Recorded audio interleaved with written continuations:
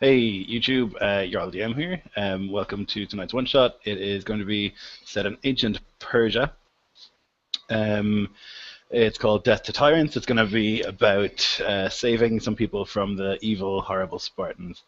Um, so I'll get my players to introduce themselves. We'll start with Infinite Roleplay, please.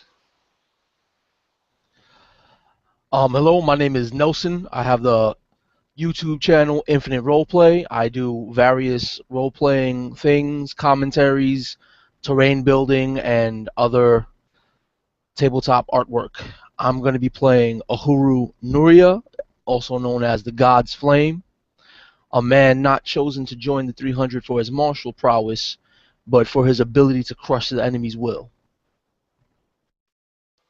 Perfect. Dennis, you want to go next? Hello, I'm Dennis. I am playing Ordana the Ripper.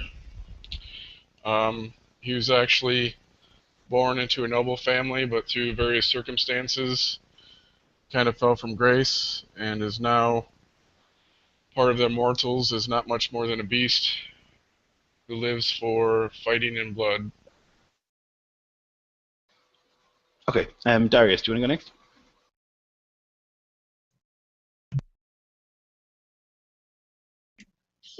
There we go. Can you hear me?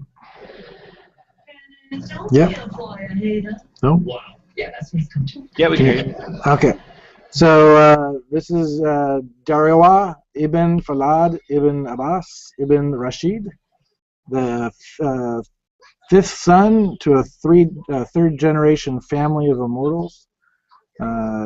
He's so far down the line that his only path to glory is through fighting on the battlefield and doing his family and his country honor.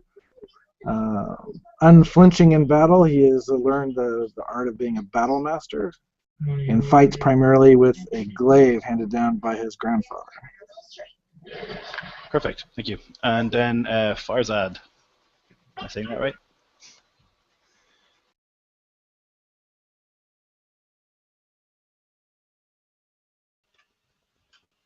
Yep, that's right. Hi, I'm Alex Blue, and my character is Farzad Artashbani.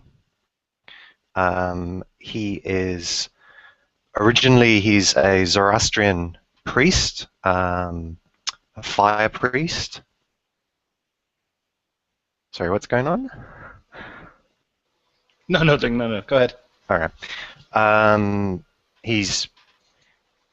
He's been asked to join the Immortals as a spiritual leader and a healer.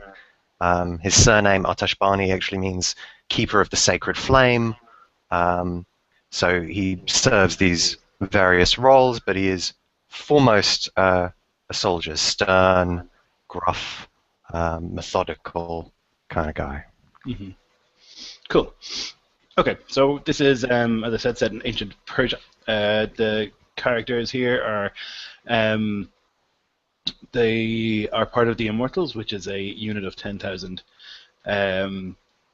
soldiers, supposedly the bodyguard of the king, and they were called Immortals because when one died, they would replace him pretty much straight away. So everybody assumed they were always the same 10,000 people. To begin, you are contacted separately through various means, most likely letters, to meet at a certain place, Halicarnassus, which is one of the big cities in the Persian Empire, in Anatolia, so in Turkey, just on the Aegean Sea. You're contacted to meet up. You've been selected for a rescue mission. There were some advances made into Greece. Some diplomats were sent to go speak to some of the Greek cities, and the diplomats that were sent to Sparta have not returned. They have sent no messages. They haven't returned. It's been about 6 weeks, and understandably, the king and everyone else is pretty worried. It's well known that nobody harms messengers. It's not done. It's madness, and yeah, we'll see. You've been commanded to come to this place, and you're meeting basically in the port of Halicarnassus. You're about to get on a ship to travel across to Greece. So if you'd like to describe your characters arriving, what they look like, how they walk, all that sort of stuff. I find that's really helpful to kind of get a picture of what the character is like. So whoever wants to go first.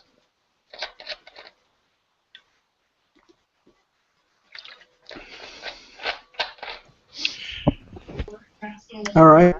So Darius is we'll use a simpler Greek version of his name. It stands at 5'8", 140 pounds, dressed in as heavy as armor as he's allowed. Has I'm calling it scale mail because I don't think he'd have had plate. No, yeah. Helmet, a Dyphilon shield, which is essentially a it's also described as a violin shield, so that there's recessed sections on it. And he is part of the Purple Regiment. Now, each of the 10,000 immortals are divided into 1,000 man, I'll call them cohorts, and the Purple Regiment is supposedly the most prestigious of those groups. So he's got a robes that are dyed purple from, I believe, snails that cover his armor, and his shield has a cheetah pattern on it, just the cheetah, like cheetah fur, and then there's a fur pelt of a cheetah where the head comes down over his chest and comes off the back as the cloak, essentially, as well as a backpack full of gear. And he carries a sagaris, which is essentially a battle axe, 2 daggers, a longbow, a kopis, which is essentially a longsword, and a glaive. And the glaive is his primary weapon. It has a gold butt on the end as a mark of prestige. Armed to the teeth. Excellent. Okay. Who arrives next? As you see Ahuru walking towards the ship in the midday sun, he's wearing a deep red mask. The mask has a very cynical grin with fangs coming out of either side of the mouth. The eyes opened up wide in a constant glare. He walks in a dark hooded cloak that covers him from head to toe. He paces himself slowly. You could see at the back of the cloak that the darkness is whisked by shadowy tendrils that, ever so slightly, transform into flame. He nods his head as he passes each one of the immortals before entering the ship. Perfect.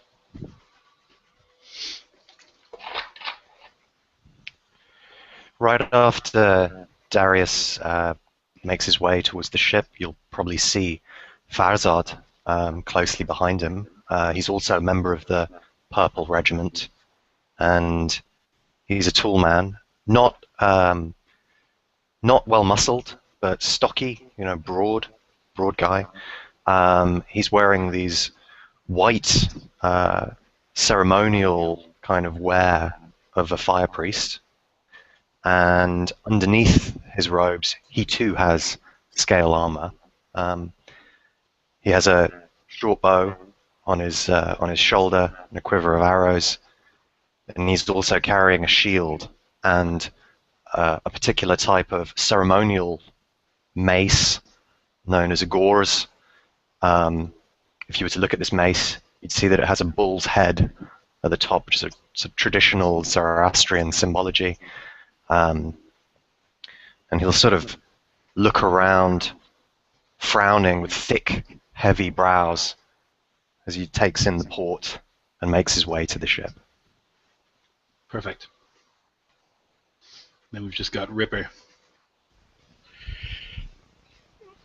Just a short time before the ship is due to leave, some figures can be seen approaching the ship. In the center of a group stands a figure 7 foot tall, weighing 300 pounds, thickly muscled. The figure is bald, wearing nothing but a loincloth, his body covered in various scars. He's being led, or more accurately contained, by a half dozen men holding chains to a collar around his neck as he's led towards the ship. As they lead him up, some of the ones that are accompanying him drop down a large great axe on deck, which is very plain looking but is covered in many stains of blood, well used, along with a few spears. Then the one in the lead holds out the chains for someone to take. Sure. Some of the crew quickly walk forward and grab the chains, and they chain Ripper to the main mast. So now that you're all on board, they tell you the route you're going to take. You're going to sail south just past Crete, which is dangerous territory. Cretan pirates are very, very dangerous and very numerous. And then you'll end up on the Peloponnese, a couple of days out from the town you're supposed to go to. You're not going to Sparta itself. You're going to a town nearby. That's where they were last seen. So you get on the ship. It sails out of the port. You see the enormous mausoleum of Halicarnassus in the distance. It is one of the most impressive buildings in the Persian Empire. It's fantastically enormous. And it's kind of the last thing you see as you sail out to sea. Is there anything you guys want to do specifically while you're on the boat? You're going to be on the boat for about a week. So, like, while you're there, I mean, there's lots of crew and stuff. They're going about their jobs, but is there anything you want to be doing? Like arm wrestling people or, giving sermons or anything like that? First off, I would love to acquaint myself with my fellow immortals on this trip. One after the other, finally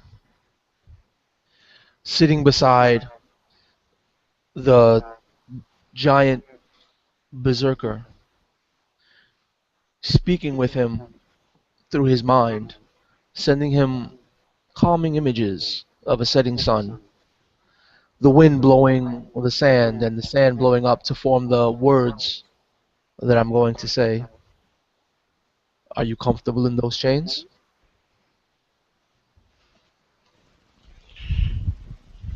At first contact, all you sense is a rage and a need to crush, destroy, to feel the splash of blood on his skin. But as you send those calming images, although the rage is still present and seething, it kind of recedes a bit. He turns to you, looking at you with his now yellowish eyes, studying you for a moment, and then nods.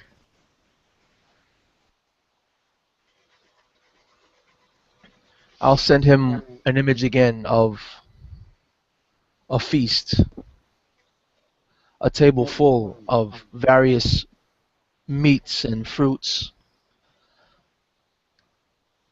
The steam from the fresh cooked meat will form more words. Are you hungry? Do you require sustenance? Yes, I am very hungry. I'll nod my head and make my way to get him a meal. Mm-hmm. Yeah, so you can make your way down to the quartermaster, something like that. And he's more than happy to serve you. You see immediately that when you enter, he shows a lot of deference in that you're not only one of the immortals, but you also are wearing a big scary mask. So he's like, yes, sir, of course, sir, absolutely, sir, yeah, no problem, of course. Yeah, and he piles a huge pile of food onto a plate, and he hands it to you with a bow. As he hands it, I turn my head to look at my side, and you can then see the ghostly image of a servant girl.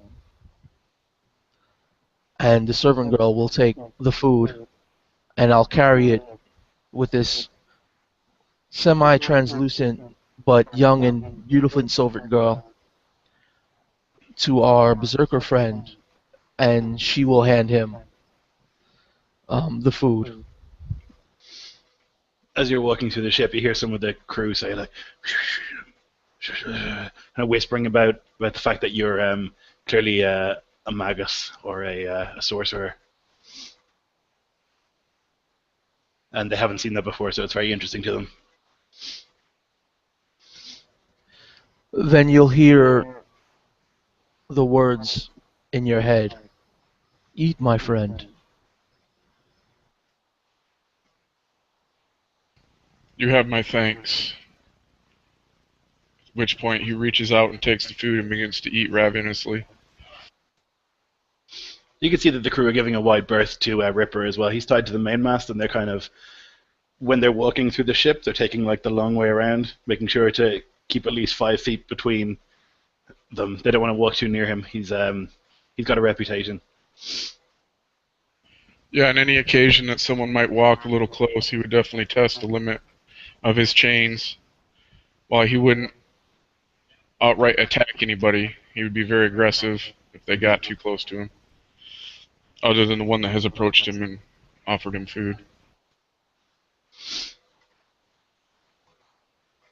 So you guys make some pretty good time.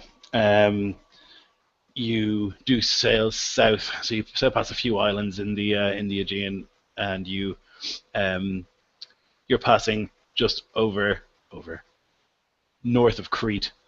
And you guys know that Cretans, they're pirates. They're almost all pirates. There's a huge pirating trade around Crete, and that it's very unsafe to sail by here. But the other option was to sail through Greek sea territory, as in belonging to the free states of Greece, and that would be much more dangerous. So everybody roll me a perception check, please, if you don't mind. So if you want to roll where you are, that's fine, or if you want to roll using dice stream, that's fine too. Whatever you want. If you don't have dice to hand. Well, my first natural 20 of the night, so that's a 24 total.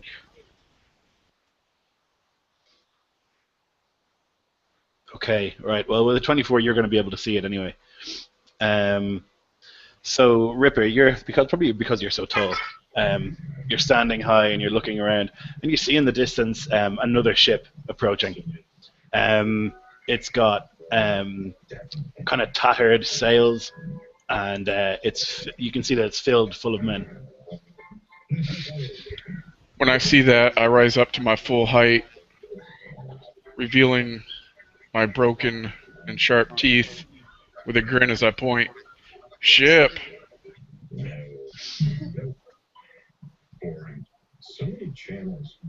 So a lot of the crew start running around, kind of looking and trying to get a better view, and you hear a few shouts of Cretans, Cretans, and a lot of the crew start to pick up weapons and stuff like that to get ready. They know what's about to happen. About how far off is this ship? It's far. It's about the range of, let's say, 300 feet, thereabouts.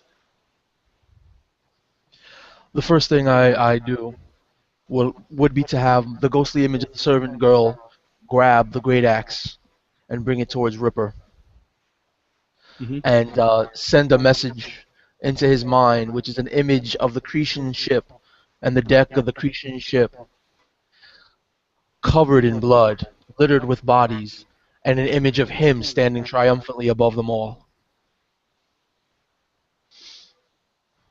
After which, I'll hold back and prepare to blast their sails when they reach my range. Mm-hmm. So the ship is moving incredibly quickly. You see that they're rowing, and they're rowing really, really fast. You see that a bunch of them have stood up and they're drawing bows. You know that Cretan archers are famous in the Mediterranean for being some of the best archers in the world. The captain starts to shout, and he looks to all of you and kind of says, "Immortals, you know what? You're warriors. You know what to do. You can help." Darius is going to make sure that he is between the enemy and Fazad, because I'm kind of his bodyguard. And if there looks like there's going to be some time between they get to where they are to boarding us, if there's time to pull out the bow and get a few shots in, that's fine. Oh yeah, definitely. But if they're honest, like they surprised us, then I'll just stick with the glaive. But you can see that their ship is far enough out. They're going to start shooting their bows. All so right. you definitely have time to take a shot or two. All right, so that's what I'll do. Okay. Would you like me to roll initiative? Yes. Can you all roll initiative, please? +2.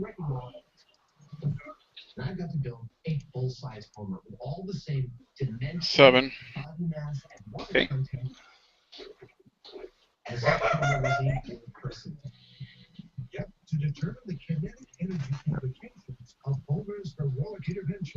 There we go. 21 Eight. for Huru. 8 was Farzad. Darius. Okay. Amazing 3.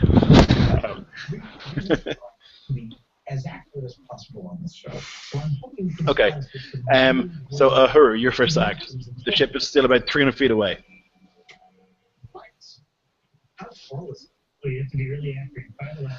While we're getting closer to the ship, I can't quite reach out and deal any damage, but to the maximum of my power, I'll create the image of about 5 foot tall, representing my mask, duplicating the glaring eyes, the grinning smile, and then have it silently laugh. That's a minor illusion, I assume, yeah? Yes. Cool.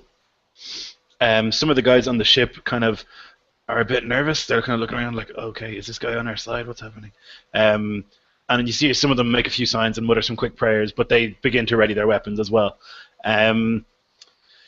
All right, so they go next. The ship continues to power forward. It moves forward like 80, 90 feet.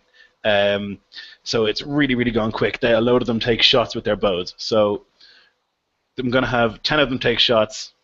Let's see how this goes. 4 of them are going to shoot at Darius because he's standing in front of the priest.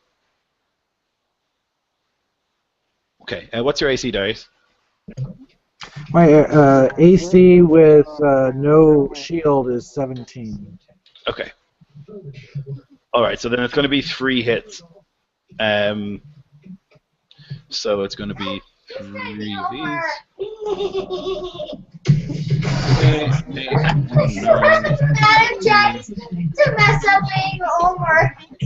It's going to be 24 points. The rest of the arrows kind of spread along the ship, and they hit some of the Persian sailors. Some of them going down, some of them like blocking them with shields and stuff like that. So then it's going to be your turn, Darius. Okay, I'm going to attack with my bow. I don't have any particular finesse attacks, so do I get my dexterity bonus for that? Yes, you get dexterity and you get proficiency. So it should be 2 plus your dexterity modifier. I think, unless it's 3 by level 5, 6. It should be +2, so 4, right? So At level 6, it's +3 proficiency bonus. Okay, so then you should have +5, yeah. Man, sensitive little thing here. There we go. Did it show up on the screen? There it goes. The 1? So it's 18. God, it must have clicked a bunch of them. Right, so it doesn't add a modifier on dice stream, so you just need to roll 1d20 and then you add the modifier yourself. So I think what you've done is roll 5 times. Okay. But 18 is fine, that's a hit. Alright. So just roll your damage, which is I think a d8. Alright. So 4. So, and it's +2? +2 for dexterity, yeah. Then 6, perfect. Okay, excellent. Ripper, you're next. Okay, at this point, how far away are they? So it was what? 300, move 90, so it's like 210 feet, maybe. Okay, so there's not really much he can do at this point. Basically, he'll bellow out, "My chains!" And then he'll hold the great axe in his left hand and scoop up a couple of spears in his right and move to the edge of the deck as soon as he's released. Okay. Farzad. What's the temperament of the crew at the moment? They look nervous. The crew that you're with are not a military crew. They're just sailors. You've got a few kind of marines on the ship, but they do seem pretty nervous. Like men are standing there with their weapons ready, but they're kind of, you can see they're shaking, and a lot of them are praying. Okay. Farzad looks around. He takes in the nervousness of the crew, and he says, "Fear not, my brothers. God is on our side. These barbarians will not take our lives today. We have God on our side, and the light of truth will give us strength in battle." He puts his shield down, unslings his short bow from his shoulder, and tries to get a bead on someone on the enemy ship. Okay, that was excellent. You get inspiration for that. That was awesome. Absolutely, you can do that. So take a shot. Okay.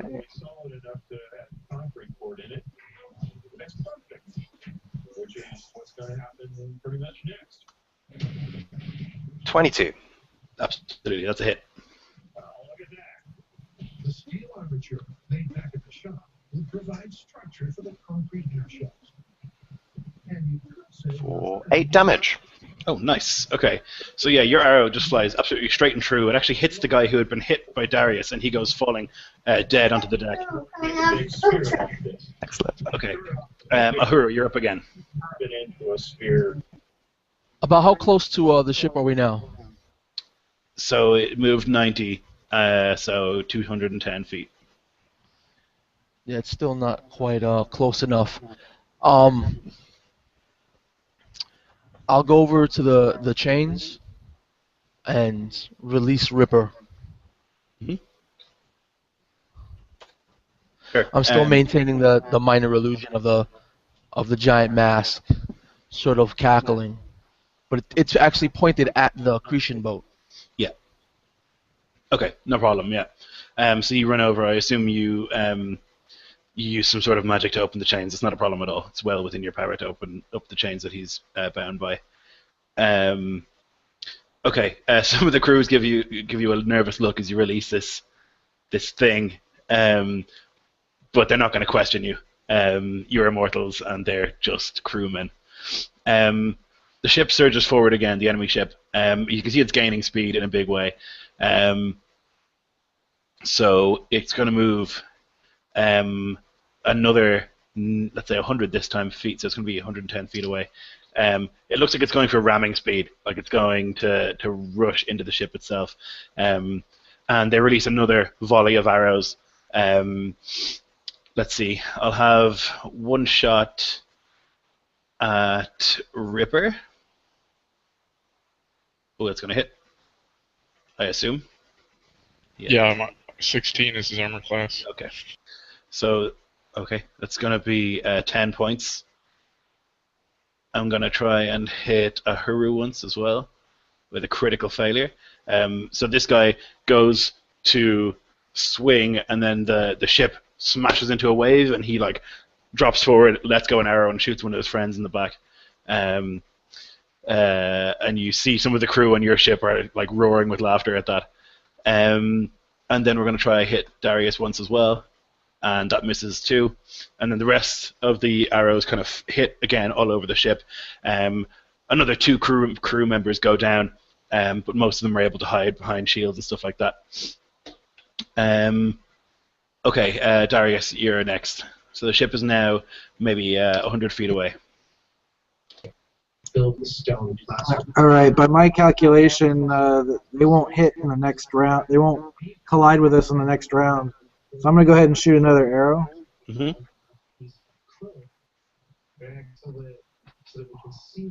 Come on. Yep. So that's a 17 plus 2 is 19. Yep, that's a hit.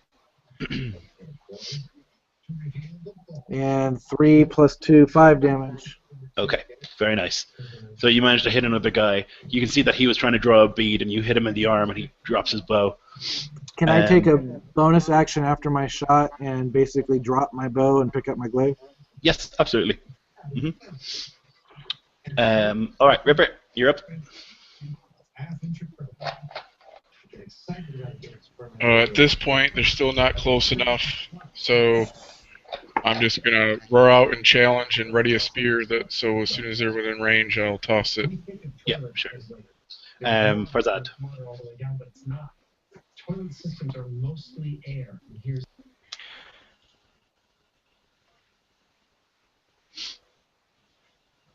Okay, Farazad picks up his shield. Again, he slings his bow back to his shoulder. He only managed to get one shot off. He pulls out his gores, his bull-headed mace, and carefully removes this sort of cloth of gold and leather cover that's covering the head of it. And as he removes it, you see that the bull's head ignites with this sort of bright yellow flame. And he raises it aloft. And it's like the sun, the clouds just part for a moment, and this light shines down on him. The fire at the tip of his mace flares, and this ball of fire hurtles towards the oncoming ship. And so that is a fireball spell Oh, shit. aimed at the deck of the ship. Okay. All right. I'm going to have So these guys... 20-foot radius sphere centered on that point. I'm going to have them make a dex save. Can I add something to that? Oh, Jesus. Yeah. Just as an incidental, I want to position the giant 5-foot face to open its mouth so that the fireball actually comes from the mouth of the face. Yes. Mhm. Amazing. Okay. So they rolled horrifically to avoid that fireball, so that's bad news for them. So you can roll your damage. I think it's something ridiculous like 8d6. 8d6.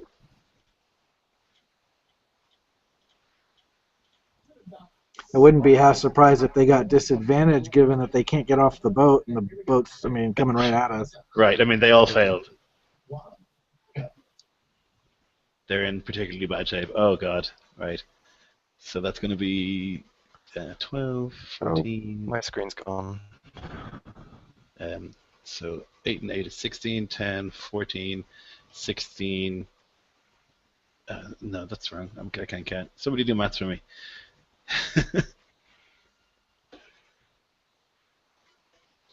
That's 2, 6 is 8, 8, 10, 10, 16, 27? 18. Okay. Yeah. All right. So good at talking, not good at numbers. So yeah, exactly as described it. This bit of sun kind of glares on you for a second. The mask opens its mouth, and an enormous fireball rushes out towards the enemy ship. It hits almost perfectly the center of the ship, and there's a huge explosion. The sail goes up in flames. You see lots of Cretans just go up in flames, and they jump into the water to try and put themselves out, but a lot of them are instantly dead. They're unable to stop the course of their ship. They've put it into... Sorry, it's going so fast, they're not able to stop it from going, but there are screams of pain and agony as people are trying to put themselves out and trying to dodge out of the way of this flame. A lot of them hit the deck, but a lot of them have died. So that was incredibly successful. After the magical ball of fire hits the ship, do the flames go out, or is there incidental fire? No, there's fire, yeah. So as I said, the sail is on fire, the deck of the ship, parts of it have gone up in flame, but there's so much splashing from them going through the waves that I probably won't stay long, but the sail is almost entirely burnt up already. Ahuru, you're next. So they're 100 feet away from you, so you should be able to do something now. I sort of put my hands through my cloak, reaching forward, raise my arms, and flick the cloak off of my back. You can see that underneath the cloak, all he's wearing is a loincloth with a small dagger at the side. He's covered in rows of tattoos that are all religious prayers. His cloak then flies on its own onto the back of Ripper, and then it forms 2 large wings. I cast Fly on Ripper. Oh man, yes. Excellent. Okay. They continue forward. Their ship pretty much reaches just about the edge of your ship. You would be able to jump across. You can see that from what was once a very, very large crew, very few are left. You can see that the boarding party is still okay. They were wearing leathers, they had shields and stuff, so they obviously put their shields up to protect themselves from the fire. You can see that one of them has a big bull-headed helmet on, and you know that in Crete, the myth of the Minotaur is a big part of their culture. So this is obviously their leader. They kind of roar and start smacking their swords against their shields in preparation for actually boarding.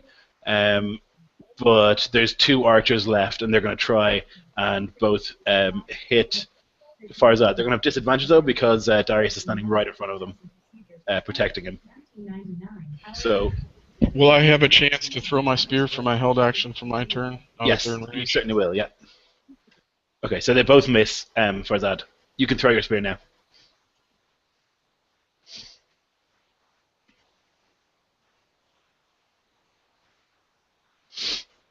So that would be 17. Oh, yeah, that'll hit somebody. It's D6.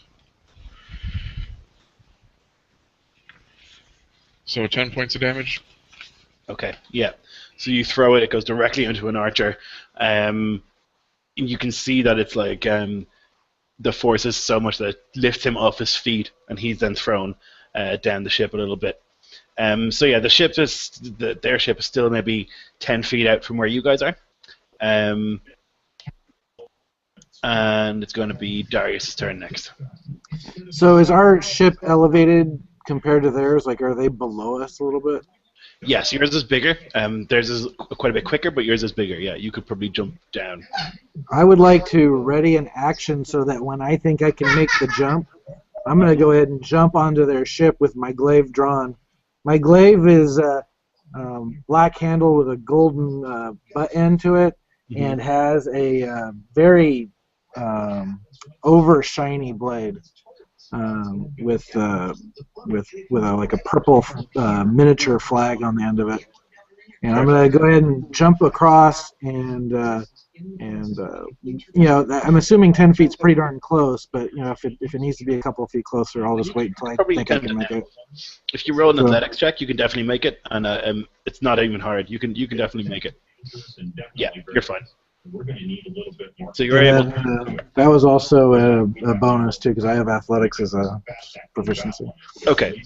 Well, you're definitely able to make the jump, no problem. You land on your feet on the deck of their ship.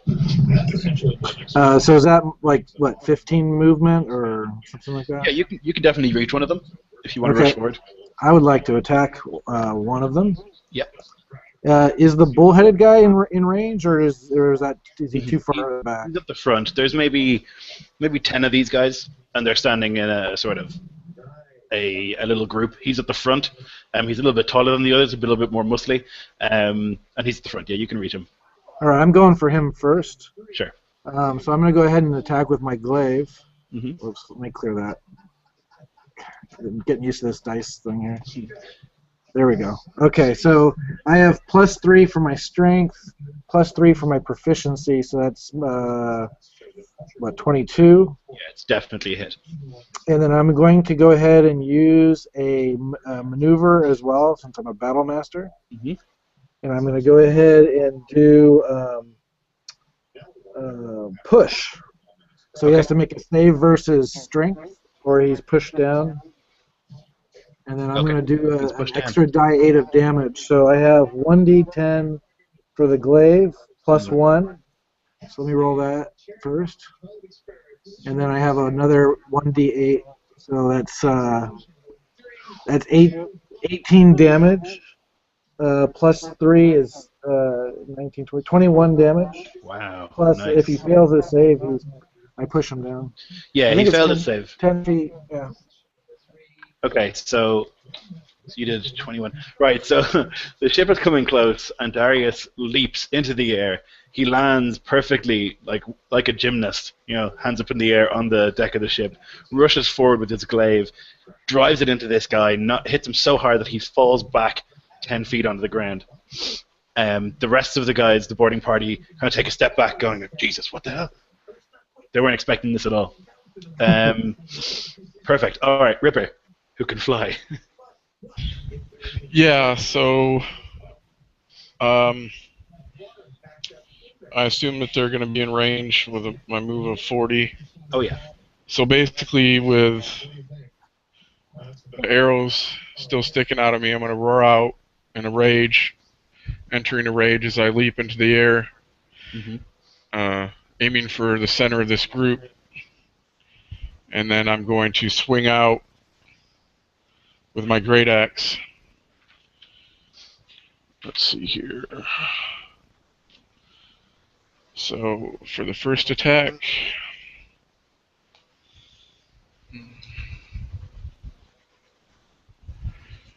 so yeah, it's That's a hit. 26. Are you trying to hit the bull-headed guy, or are you trying to hit somebody else? Well, would he be in range? I just was basically leaping in the center of the group. How far was he knocked back? Nelson was saying that with fly, your speed is 60, so you can definitely reach him.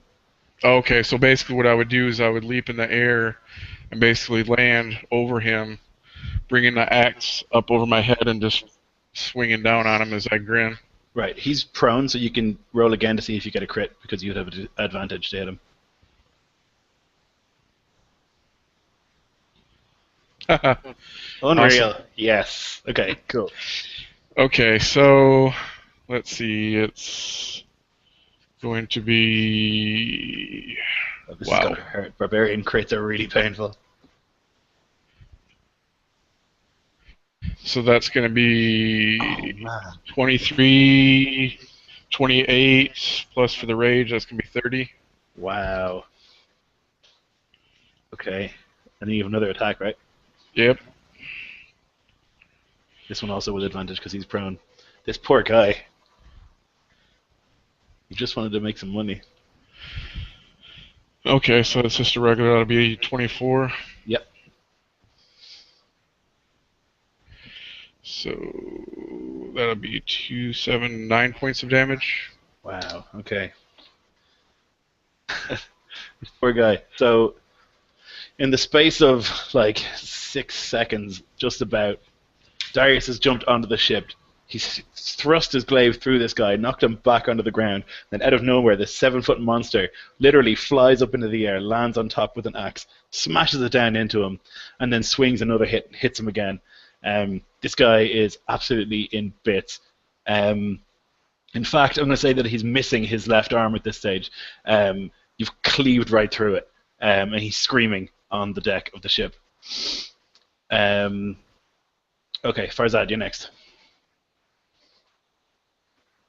Okay, Farzad sees what's happened, and he knows that he's not a rear guard fighter. He's a frontline combat healer and a spiritual leader, and he needs to be over there.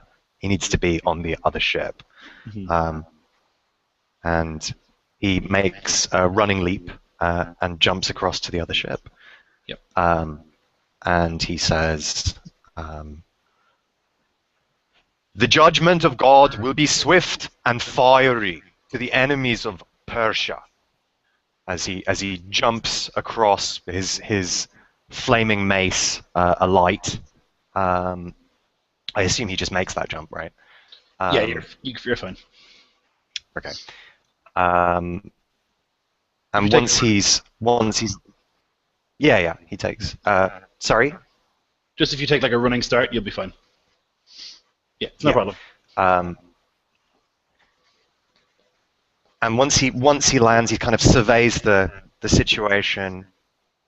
Are there obvious targets up? Yeah, so basically what's happened is Darius has landed. He's hit the main guy. The rest of them are standing around. There's another 9 of them. They're kind of standing in a group. And so Darius is standing there ready in front of those. And then behind that, the guy's been knocked back, and you see Ripper just casually land on the deck and carve this guy to pieces. Yeah. Okay. So Farzad lifts his gores up as if he's about to strike someone. Obviously, he's not right up against anyone yet. and he just brings it down. And he brings it down 3 times in quick succession, and every time he does, the flame from the tip of the mace shoots out this sort of ray, this scorching ray of fire, Mhm. is hurled towards the enemy soldiers. You want to So hit I'm going to make. 3 different ones or one guy 3 times? I'm going to go with 2 on one and 1 on someone else, if I can. Mhm. So 2 on 1.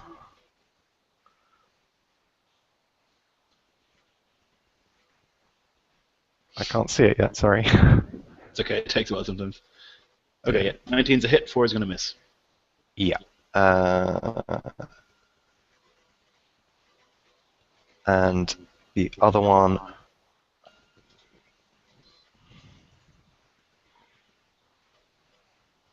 Okay, that's going to miss as well. Okay. And that is, what is it, 2d6? Let me just check it. Yeah.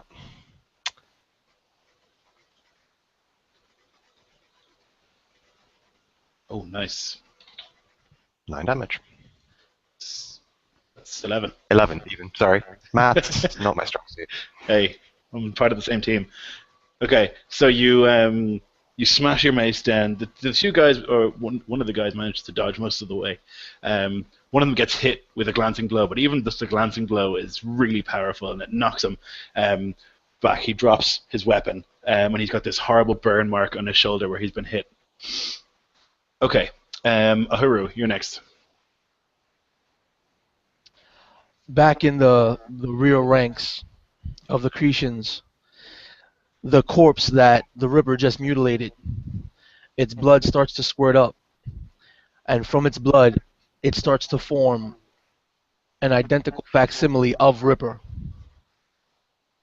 And this image of a second Ripper swings out, and its great axe lights in flame. I'm coupling my pre-existing minor image with a bolt of a firebolt. Awesome. Yes.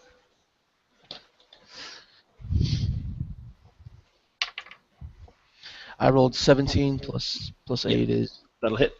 25. All right.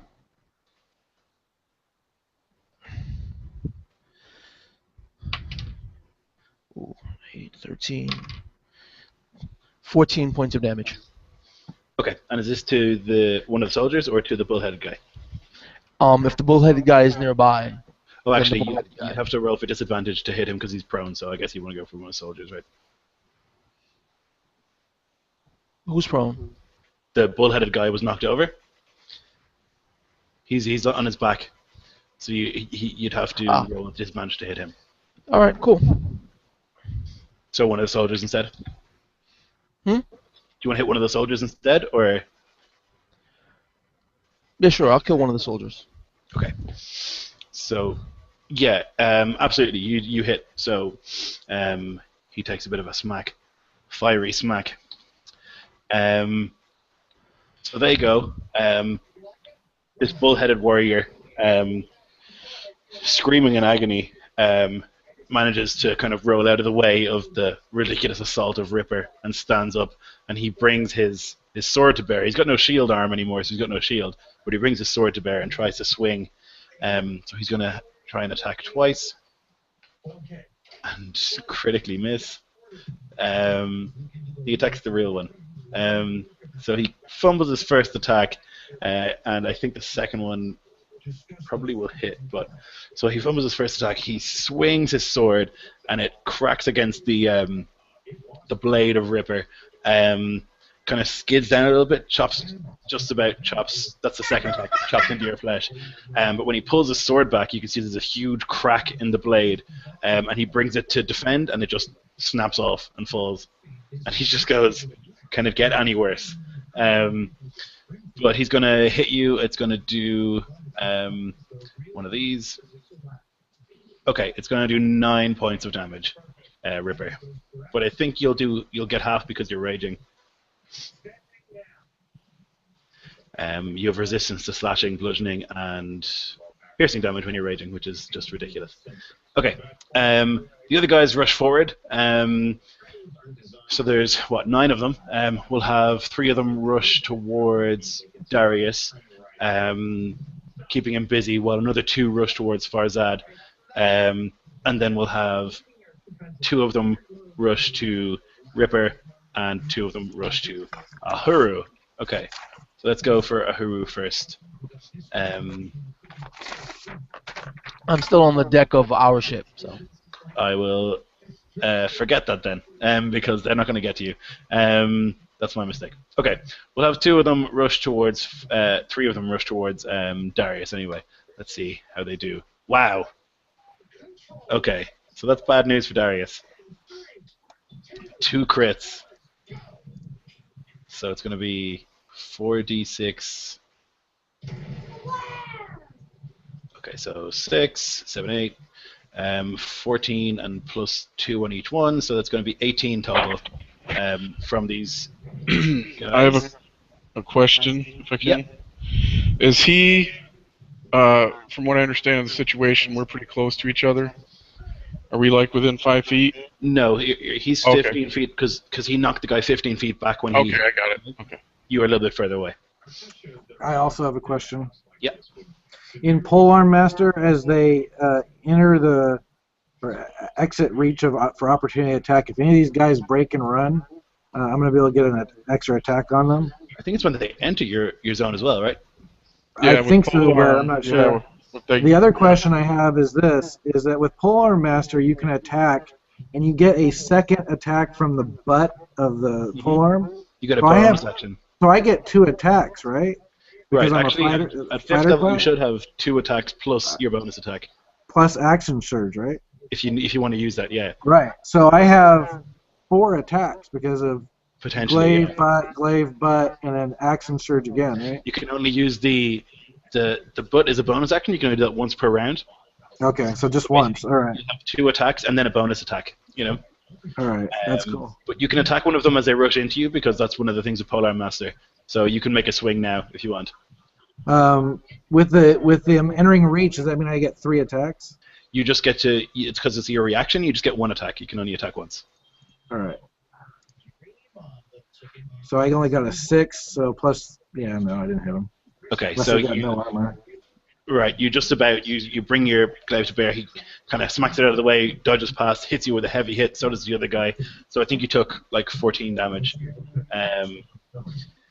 from those 2 crits that those guys hit. Okay, then we're gonna have 2 of them who rushed past attack Farzad. Let's see how that goes. Okay, that's probably gonna be 1 hit. What's your AC there, Farzad? 19 with the shield. Okay, that's gonna be no hits. What did I say? Okay, we'll have... So that was 5 of them. We'll have 3 of them rush towards Ripper then. Okay, that's... Ripper's AC is 17, if I remember that correctly? 16. 16. Okay. So 2 hits. It's going to be 1, 2, 3, 8, 11 points. So half that is going to be 6. And then 1 guy is going to draw a short bow and try and shoot Ahuru.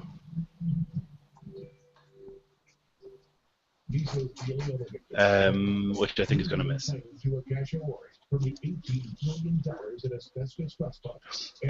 Nelson, they're not attacking the fake one because like the real one is currently in combat with the guy, so they can see very clearly that he's the real one. Okay, so that's their turn. That was long. Sorry about that. Now it's going to be Darius' turn. Did they leave my 5-foot reach when they went to attack Farzad?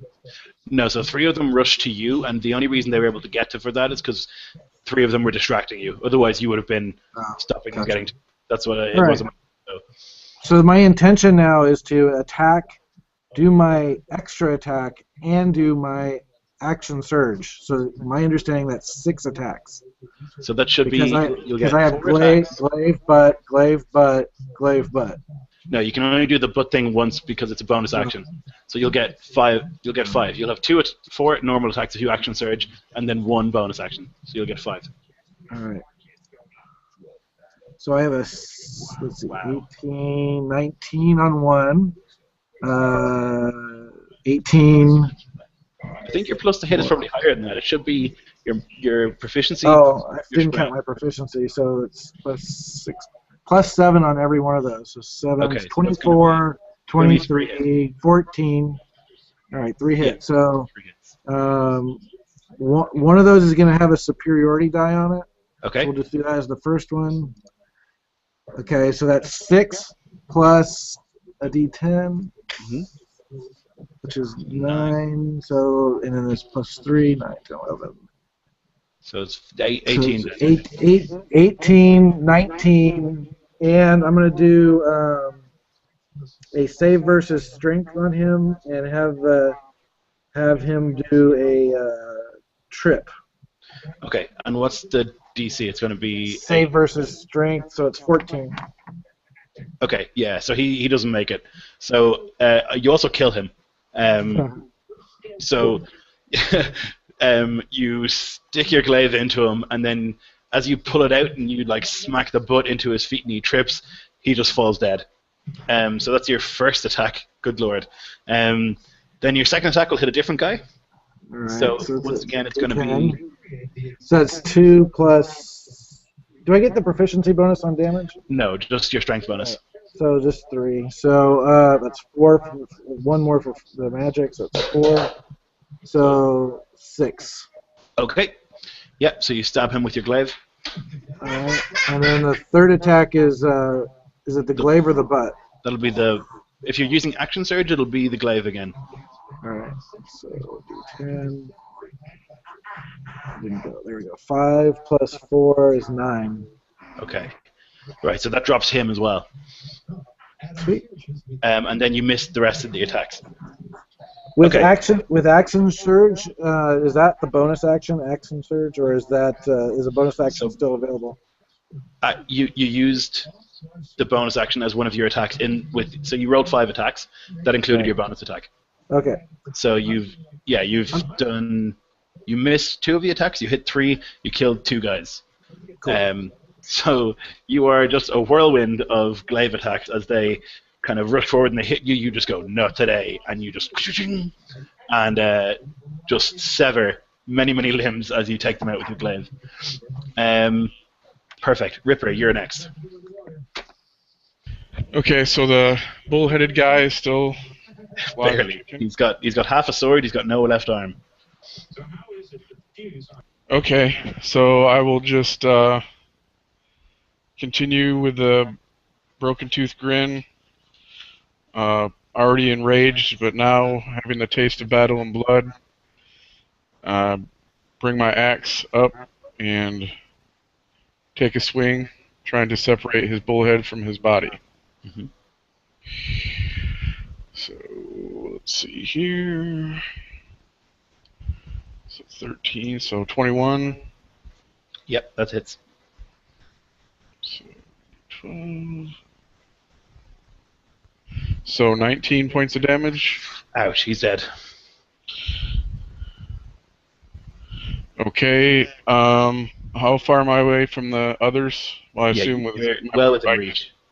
Okay, so then yeah, I'll close on the next, and I'll be using first my feet for the Great Weapon Master. Since I reduced someone to 0, I get a melee attack as a bonus action. Mm-hmm. So basically, once I fell him, I'll turn and look for the nearest enemy and just roar out and charge. That's another hit. Yep, 25. 17 points of damage. Wow. Okay, he's nearly dead. So your axe just bites in under the rib cage, and he just lets out a squeal. Okay, so I'll reward him for surviving by using my last extra attack to try to cleave him in twine. Ooh, that's a 14. That's enough. That's exactly enough. Excellent. So that would be 10 points. Okay, he's dead. Okay, so Ripper swings around, decapitates the bull-headed man. The exquisitely made helmet clangs on the deck of the ship. And then you just rush over and you hack another guy in half. Farzad. Okay, can I just glancing very quickly? What am I seeing? How many? What does their forces look like? Right, they're How many are totally left? haggard. So what was initially a large crew, a large boarding party, and a bunch of archers has been brought down to almost just the boarding party. Most of the archers were killed with the explosion of the fireball. The sail is burnt away entirely. Most of the actual fires have been put out. You can see that in front of Darius are two dead men and one very scared-looking one. Then where Ripper is, there's just gore all over the floor. He has taken out their commander. He has taken out another one, literally chopped him in half. So there's actually very few left. There are, I think, 4, maybe 5 left. 4. Let's go for 4 left. And they're kind of now, what initially for them was like a roaring assault is now very much a holding on, trying not to die situation. They're terrified. Okay, and there were some that rushed at me. Is that right? Yeah, there's 2 right in front of you. Yeah. Okay. Farzad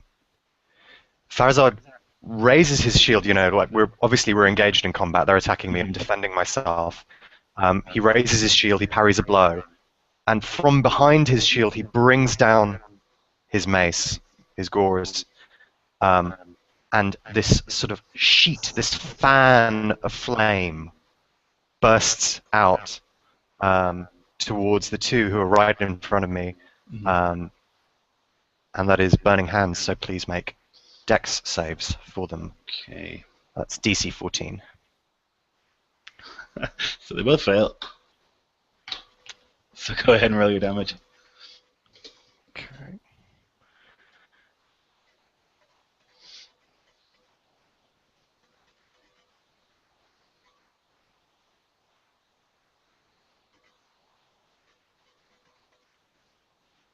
$13 damage. Ouch. Yeah, so you, you just casually explode these people who are in front of you, cook them alive. They start screaming and they run off to get into the water as they're burning. So they jump off the ship.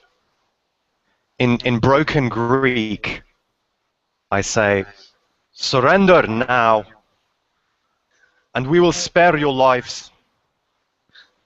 Your leader is dead. Your soldiers are dead. If you wish to live, lay down your arms. Okay, perfect. So yeah, the remaining ones do immediately drop their weapons, hands in the air.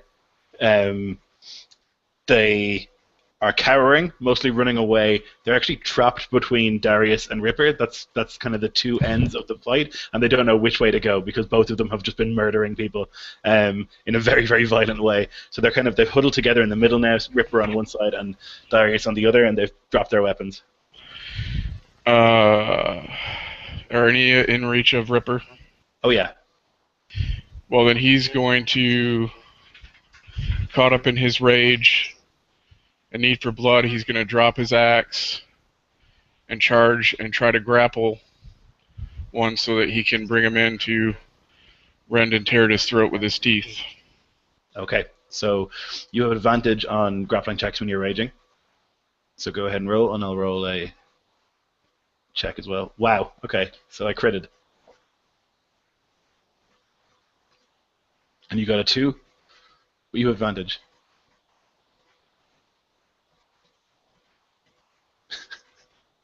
So not so good. All right. So Ripper rushes forward to grab this guy, and he sees you coming, and he just kind of tumbles out of the way before you can get to him. And he said, "We give up. We give up. Take your man away. We give up. What is this? Mercy."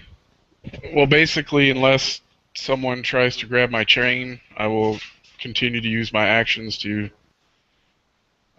Yeah.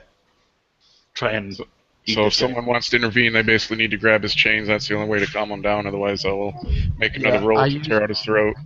I use my I cast Mage Hand and just have the image of the servant girl grab the end of his chain and softly sort of pull it back very gently. Once that happens, he towers over the huddling man, panting, covered in bits of flesh and bone and gore. But then he steps back. Okay. The the remaining two Greeks are cowering on the ground. Looking all around them is just gore. The water that's washed onto the boat is red entirely. You can see that the helmet that the captain has clearly is exquisitely made. It's it covers his face. It's like got big horns, and then it's got like a face mask that comes down. The guys surrender, and they awkwardly apologize for trying to rob you. We are simple pirates. We mean no harm. We just wanted to take your cargo.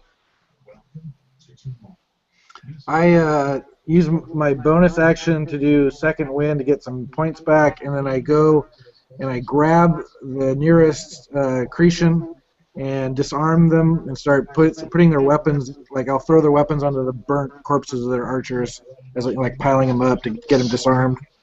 And then I'll put them all into a very small group and like a small area physically. And then I'm going to look to Facade to make a decision about whether or not we throw them into the water or we capture them as prisoners. Darius, we have promised these men their lives. As you will. So I'm still going to throw their weapons onto the archers, but I guess we'll let them live. So we're going to have to look for some chain or rope to tie these guys up. So I'll need some of the sailors to help out. Yeah, there's plenty of rope all around. You're easily able to tie them up and bring them back to your ship if that's what you want to do. And I have every confidence that they are in fear of Ripper. They are terrified. They are. But if they should resist any of the orders or commands, I have some intimidation factor that we can roll on if you want to. Sure. No, they're very much cowed.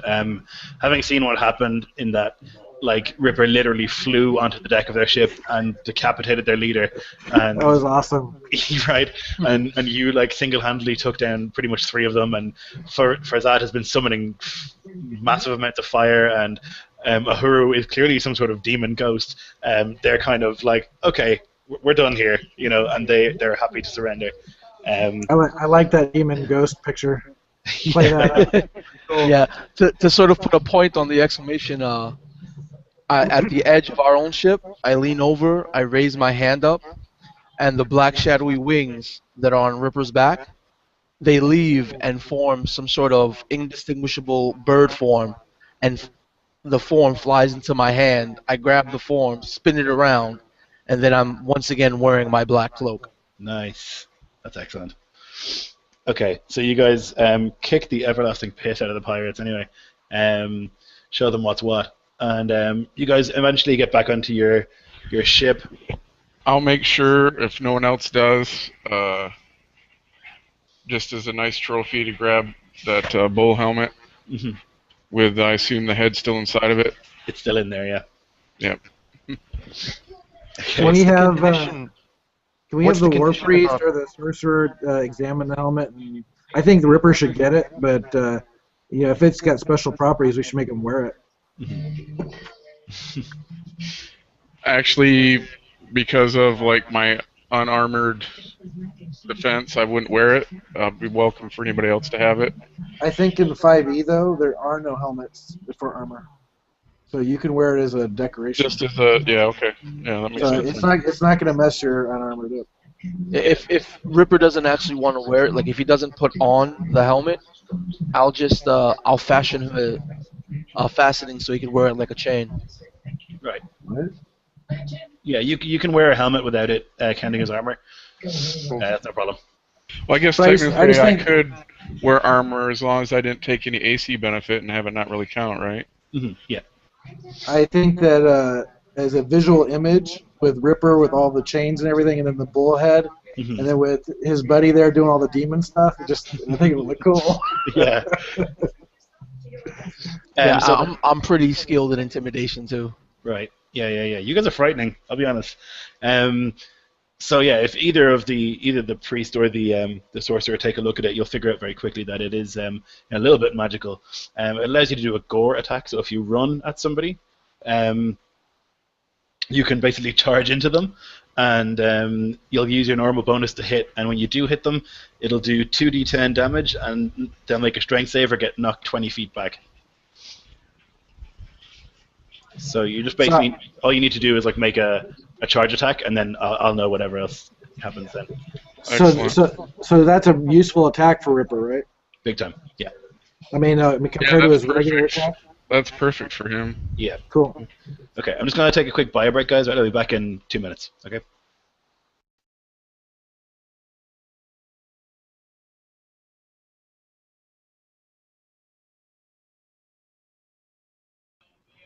Yeah, that fight was pretty sick, guys. Yeah, I think we had a good start. I missed an extra attack on the first round like an idiot, but I think we did okay. I did as well. With my great weapon fighting, when I got that crit, I would have got a bonus attack. Yeah. But I was actually hoping that the image, the copy that I made of you, would draw some attacks away from you. Yeah. Yeah, they didn't seem fooled by that for some reason. Yeah. I did the whole I- thing with combining the flame bolt and making it look like a fiery axe to try to give some realism to the minor illusion, but I think that because the first Ripper was there first, that he may have just had their attention or something. yeah, but it was still cool. Yeah. I kind of love the image of like the face moving towards the 5-foot version of my mask, situating itself so that it looks like it's spitting the fireball that Farzad cast. Yeah, I still think that the Berserker fireball was the best, though. I'm gonna throw a Berserker at them. Yeah. That's pretty scary, a flaming 7-foot tall Berserker. Yeah, I think we need to do that on every encounter, especially with that bull helm. Do the fly, right, and then he does his turn, and then he does the charge, and so it's gonna be like a bowling ball going right through a group. I made a sorcerer, but I have a pretty supporty sorcerer. Like, one of the things I have is enlarge, and I'm sort of saving that for our Berserker later on. I love it. Okay, because I made a cleric, but he's fairly front line. You're a cleric of light, so you have a lot of DPS damage. Yeah. Mhm. That's fine. Just make sure that because it looks like Ripper and I are going to be the very front line. I mean, you too, Yep. but make sure that we still get heals if you have them. Yeah. How are you looking at the moment? I'm okay. I took. I didn't really get to roll it, but I did. I have 1d plus 6 per second wind, and I took 30 damage, so I probably have, probably 20 damage still on me. Okay. Well, I mean, we're at least going to be a few I'm days, expecting- or at least a day from. I'm expecting to be able to do a long rest. I'm just saying, like, if combat were to get ugly, keep me alive. Yeah, no problem. No problem. In fact, that's actually what I'm going to do at the moment. Is I'm going to back on our ship. I'm going to assess the damage and tend to the injured. Spend some time patching them up, saying prayers for those who did not survive or will not survive, and. Perfect. Yeah, there's a couple of injured guys on your ship who were hit by arrows. 2 of them have died. Most of them are rescuable though, especially with your healing talents. It's going to be another couple of days, so you can pretty much heal and rest, and they can rest as much as you need to. Yeah, the rest of the trip goes by pretty uneventfully, thankfully. Are there any maps or charts that we can loot from the boat? From their boat? If you want to have a look around, you have a look and see. Yeah. I'm just wondering if there's any advantage to, like, we're going on a mission for us individually, or probably unknown territory, even though we know of Greece and Sparta and if there's any extra information we can get from this encounter, that'd be Yeah. great. You don't find anything that's like a chart. You would assume that these guys probably can't read. That's something that would be kind of much more of a Persian thing. The majority of Greeks wouldn't read unless they were, really wealthy, especially pirates. You can kind of find a bit of coin and stuff, but that's probably not really that interesting to you. You're all relatively well off, Yeah, the money can go to the crew, or my share of the money can go to the crew. I don't want to speak Right. for everybody, but Yeah, they're very grateful. There's a big cheer. They're also much more friendly around you guys now, having seen you literally save their lives. Even Ripper, they're a little bit kind of like, they kind of get a little bit closer, and some of them try to like get close enough to like pat him on the back, but then if he like goes to bite them, they like run away. But the Yeah, detective, I would just kind of glare at them, and if they got too close, I would just show my teeth as I growled. right. But so basically, when I go back to the ship, he has a couple of arrows sticking out of him, a couple deep gashes, but he'll go over to the mast to allow himself to be chained. Then he'll kind of knock the helm against the mast till the head falls out. Then sit down and lean back against it, holding the helmet in his lap. Okay, perfect. Yeah, I'll have the image of the servant girl sort of tend to his wounds and pull out the arrows one by one, and use message to reach into his mind and bring back the initial image of him towering over victorious, these corpses and a bloody mess, and then have the blood rise up and form the words glory. Perfect. So you guys are able to sail the rest of the way pretty much unnoticed. You do see a ship on the horizon, but it doesn't come that close. You land not long after in Sparta. Dad, watch this. It's about Indiana Jones. I'm just going to mute you, Alex. Sorry. So you land on one of the three. What would you call them? In Greece they have these three kind of spits of land. The one that's closest to Sparta, you land at the very edge of that. It's rural. It's kind of not that well populated, and the crew tell you, we've been told to wait 3 days and then leave if you don't come back. So you know where you're going. You know vaguely where you're going anyway. You're heading north, and you should then reach the town where the diplomats went to. They came the same way on the way here. So you're able to walk for about a day before you reach any sort of big group of people. You walk through fields, lots and lots of fields. And eventually you come to a field. You see in the distance a man on a horse, and he's whipping slaves who are working in the field. He hasn't seen you yet, but he's definitely there.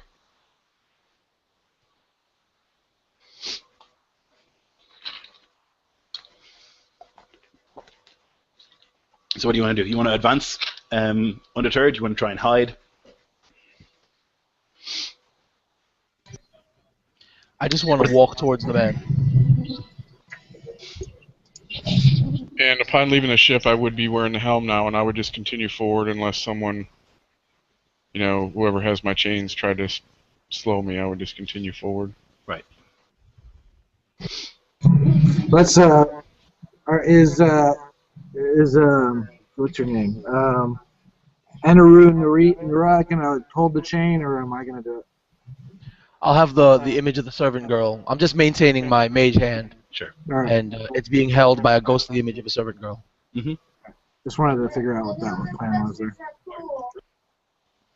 Sure. So yeah, you see this slave driver just like whipping a slave as they're working in the field. The sun is baking hot. It's middle of summer, and you see that look pretty much in every direction. There are fields for crops, and you see a lot of slaves there, and a couple of these guys kind of encouraging them.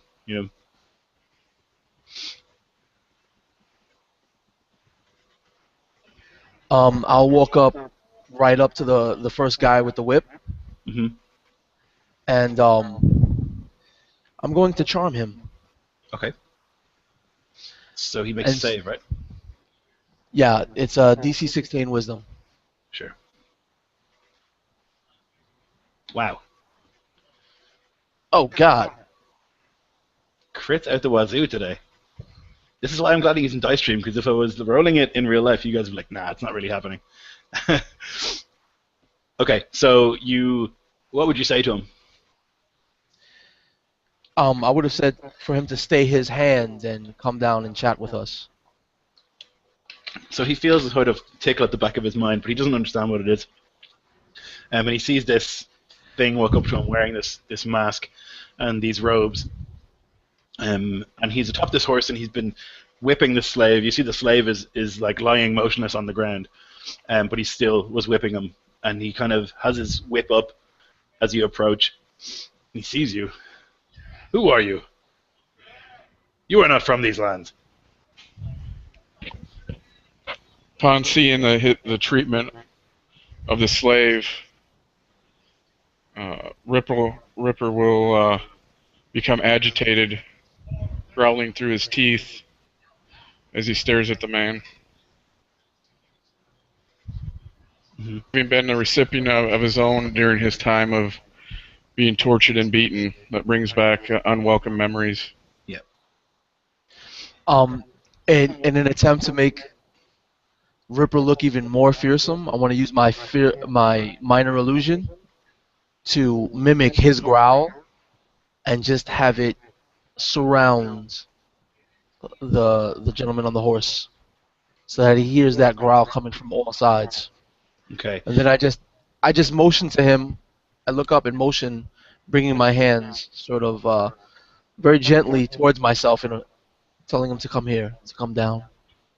So he looks around to see what noise this is. He's like a really heavily muscled man. He's got like a thick beard, like a chin curtain, but no mustache, and long kind of oiled hair. He's just wearing a tunic.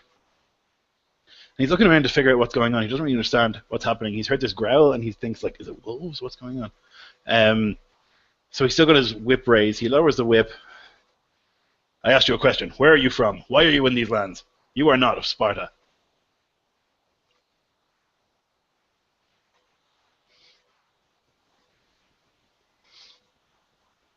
Farazad turns to the others and says, in Persian, we have no business with this man. Let him be. Give him some answer and let us be done with it.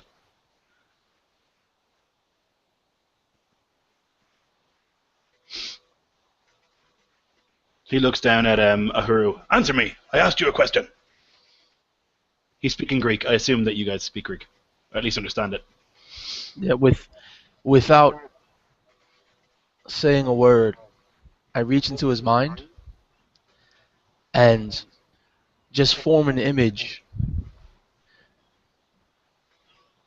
where you see Spartans fighting. You can't quite see who they're fighting, but they're fighting in all their Spartan glory. They have an unbroken line of hoplites. And then the image is of a back shot. And then an unknown force just breaks the hoplites. Then the next image is of a setting sun, setting on thousands of bodies of dead Spartans. And I just nod to him and turn around and be on my way. He kind of shakes his head to get rid of this weird image that appeared in his head. And he's like trying to compose himself. He doesn't really know what's going on. Where are you going? You cannot leave here. Who are you? And he makes like a wolf whistle. And he like gets down off his horse and he takes the shield that's on the side of the horse off it, and he picks up the sword, takes out the sword that's at his waist. I asked you a question. You cannot leave. You cannot wander these lands. I do not know who you are. My master will be very, very angry if I let strangers wander this land. I wave my hand, not with my back still towards him. I wave my hand over my side, and the servant girl drops Ripper's chain.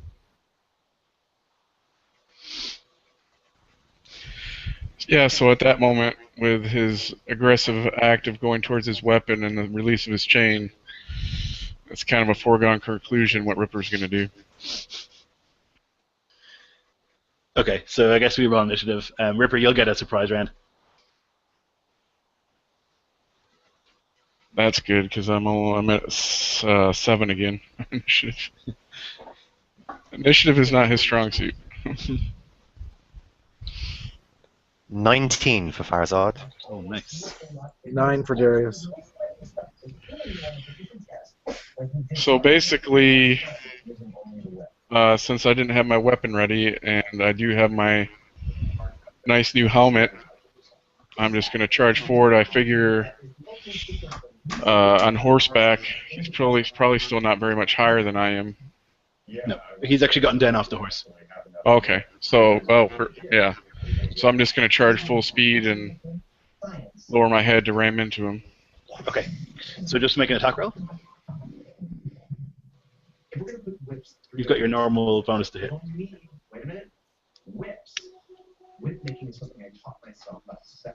14? Yeah, that'll do it. So he wasn't prepared for this at all. He's kind of shouting after Ahuru, trying to figure out what's going on, and then seemingly out of nowhere, this enormous bull of a man just charges right into him. So it's 2d10 that you roll for damage. Do I get my strength bonus as well? Mm-hmm.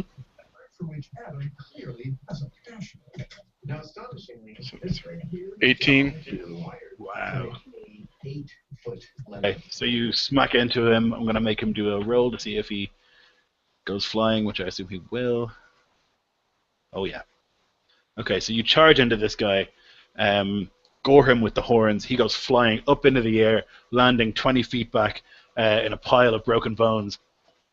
But you hear voices kind of being shouted around. He did do that wolf whistle. You assume there are more on the way. So then, next to act would be Farzad.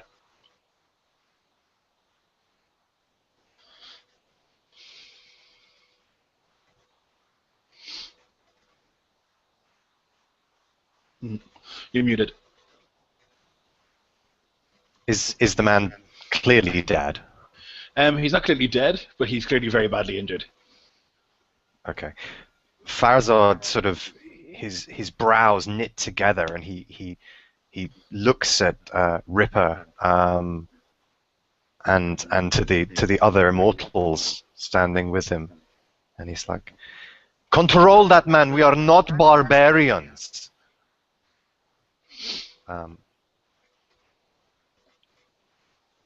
We need to move from this place.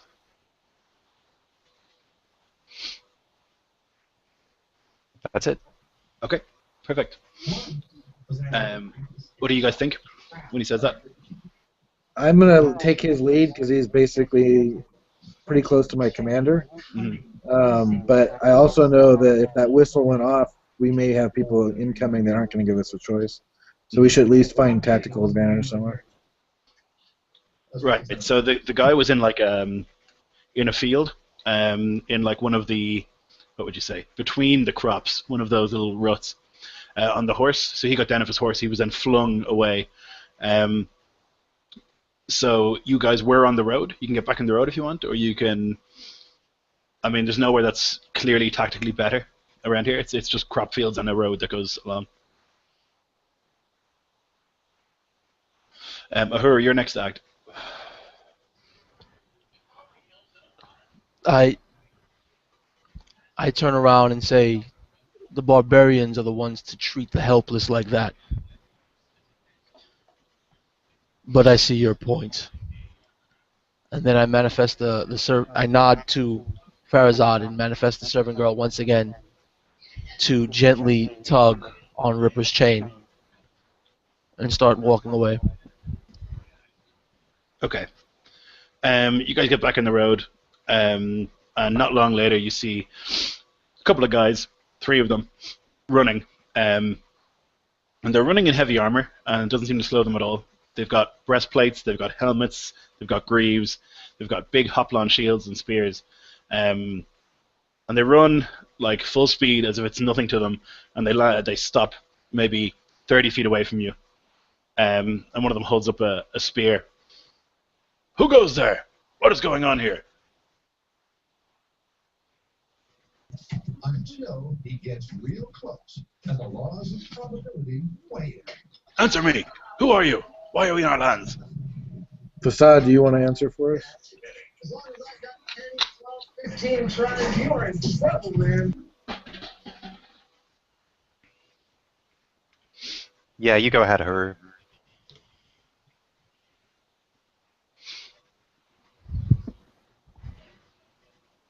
So what did they say? Who are we? Why are you Why in our are we? lands?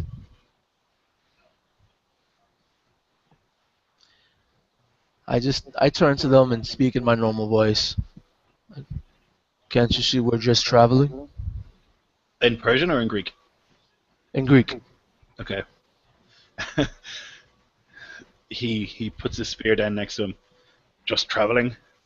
What strange people you are. Who is this giant? Why are you wearing a mask? You look foreign. And he kind of spits the word foreign like it's the worst thing possible. Not able to see my anger from behind the mask.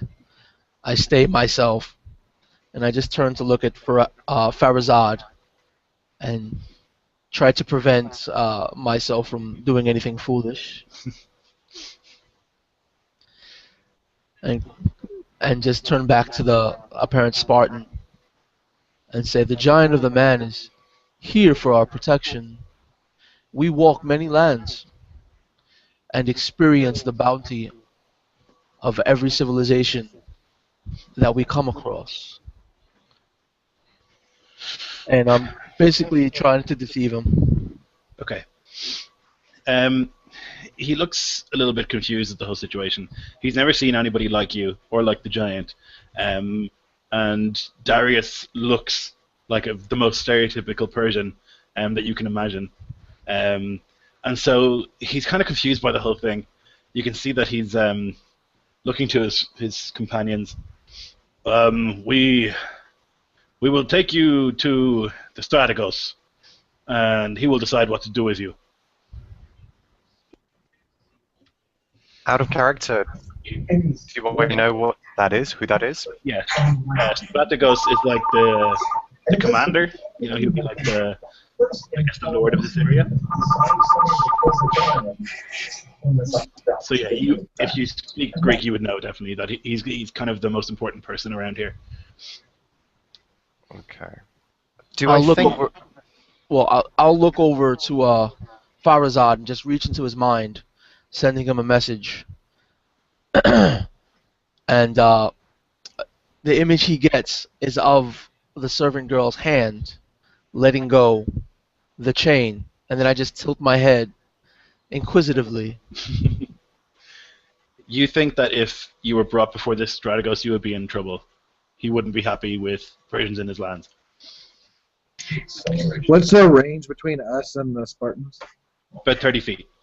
So we can speak quietly and not be overheard? Mm-hmm. Are we going to try to solve this diplomatically, or are we going in guns blazing and you know, because if we want to be aggressive, we can't let these guys live. These guys aren't going to let us go. Darius speaks the truth, but we must not be the first to draw weapons.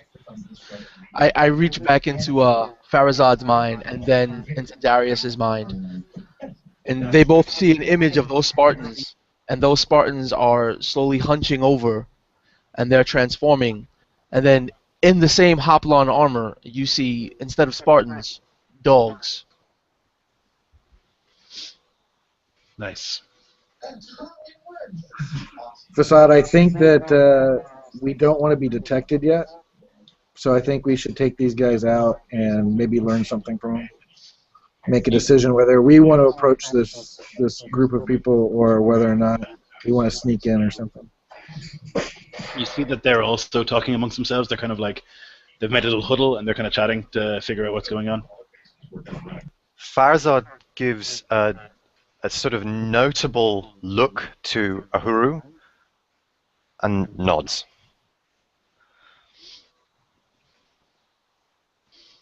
You will come with us to the Strategos. Put down your weapons. Ahuru lets the servant girl dissipate. So as this is happening, I go to them as if I were capitulating and heading, approaching them, overtly not scary looking. Hmm. I still have my glaive though, because it's a big old pole, so it's not like I can just drop it or something. Yeah. So when I get within, party range, we're gonna go at it. Okay. So if the servant girl disappears, I'm assuming Ripper is free. Yeah, that's what I'm just gonna do. Just release the spell. Hmm. But for my action, what I'm gonna do is that I'm just going to take my cloak and rip it off and throw it into the air above the Spartans, and then the cloak spins above them, and then it starts to form into a humanoid shape, and you see one of the many Persian gods above them. I cast Hypnotic Pattern. Okay. And So, yeah, well, let me just let them know what a Hypnotic Pattern does. Sure. It's a 30-foot cube centered on the Spartans, a DC 16. Wisdom, I assume. Yeah, Wisdom. And if they fail, they're just sort of stare up at the image, Okay. and they're helpless. Incapacitated. The creature incapacitated, yeah, incapacitated and speed is 0. Okay, so one of them fails. What was your DC? 16? 16. Two of them fail. How do they get out of that? Do they make a save at the end of each turn or something? Or... No, it says on a failed save, the creature becomes charmed for the duration, Okay. and I can concentrate on it for up to a minute. Shit. Okay. So they kind of got to get out of that 30-foot area. Mhm. Okay. So there's two of them, right? Yeah. So if we just walk up to them and stab them in the neck, they're dead. They're incapacitated, so I think you'll have advantage to hit them, but you can't do a coup de grace in 5th edition. But, like, yeah, I mean, we can definitely roleplay it that way. We'll just use the initiative from last time instead of rolling again, because it takes quite a while. That's fine. So, Farzad, you'll go first.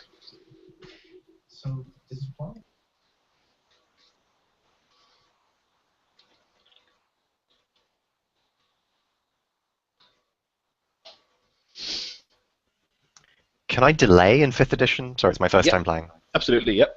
So you can delay, or you can say, like, I will do X when Y, you know? Like, hold an action for when something happens. Oh, okay. But you can just delay as well if you want.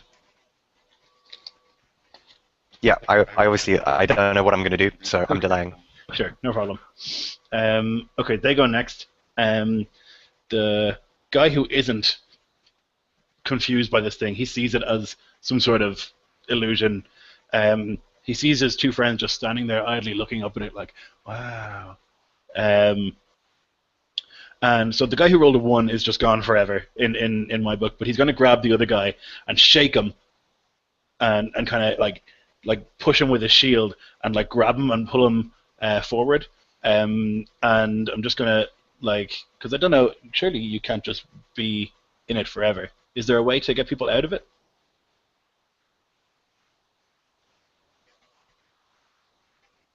I don't have my player's handbook handy. Can you read me the whole spell, Nelson? Do you mind?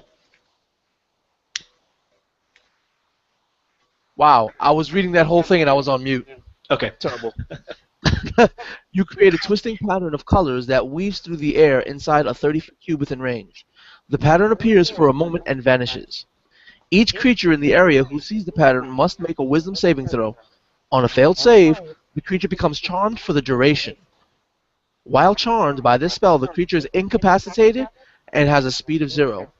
The spell ends for an effective creature if it takes any damage, or if someone uses an action to shake the creature out of its stupor. Okay.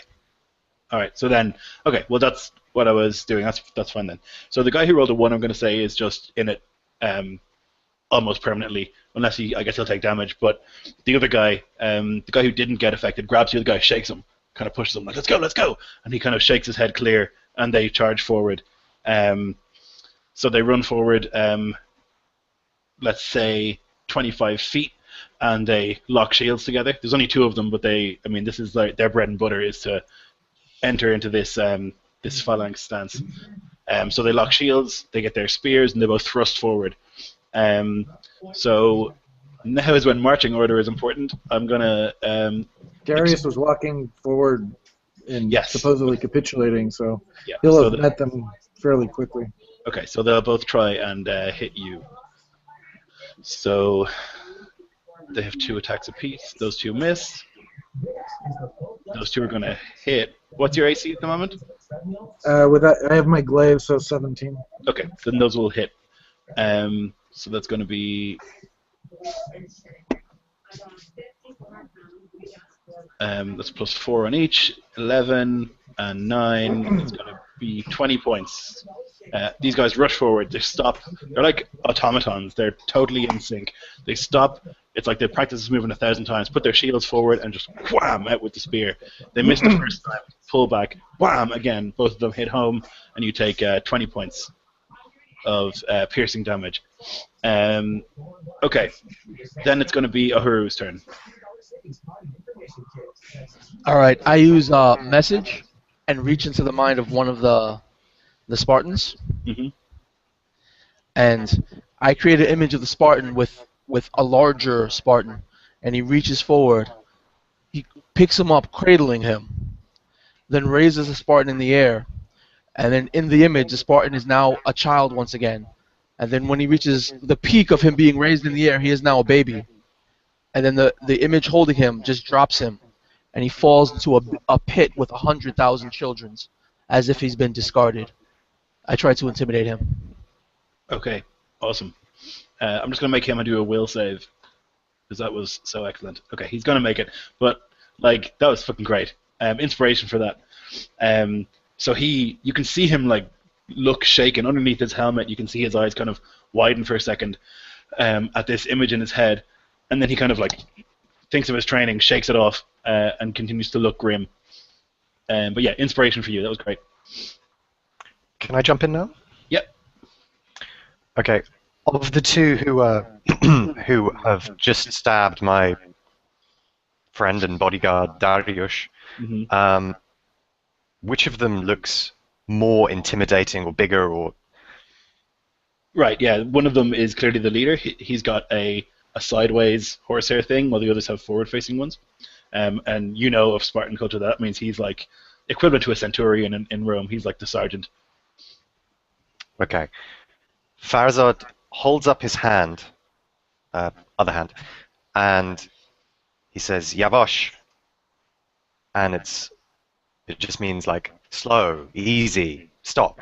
Mm-hmm.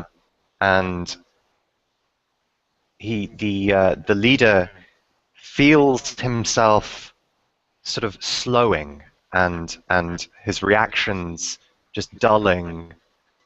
And I'm casting Hold Person. Okay, excellent. So he makes a save, right? Wisdom save, yes, please. Okay, and what's the DC? He's got a 14 total. It's a 14. So I think he wins in a draw if he's Yep. defending. Mm-hmm. Yep. Okay, so he just about shakes off this lethargy. You see that these guys are, elites. They're Spartans. And you guys know of Spartans that they are trained pretty much from birth to be fascist monster warriors. And so you see him kind of like his shoulders sag for a second and him feel kind of a little bit, he lets out a sigh, and then again he shakes his head and looks grim again. Alright, then it's going to be Darius. Recognizing that these are not crispy pirates, and that I'm at the front of the line, I'm gonna have to make a difference quickly.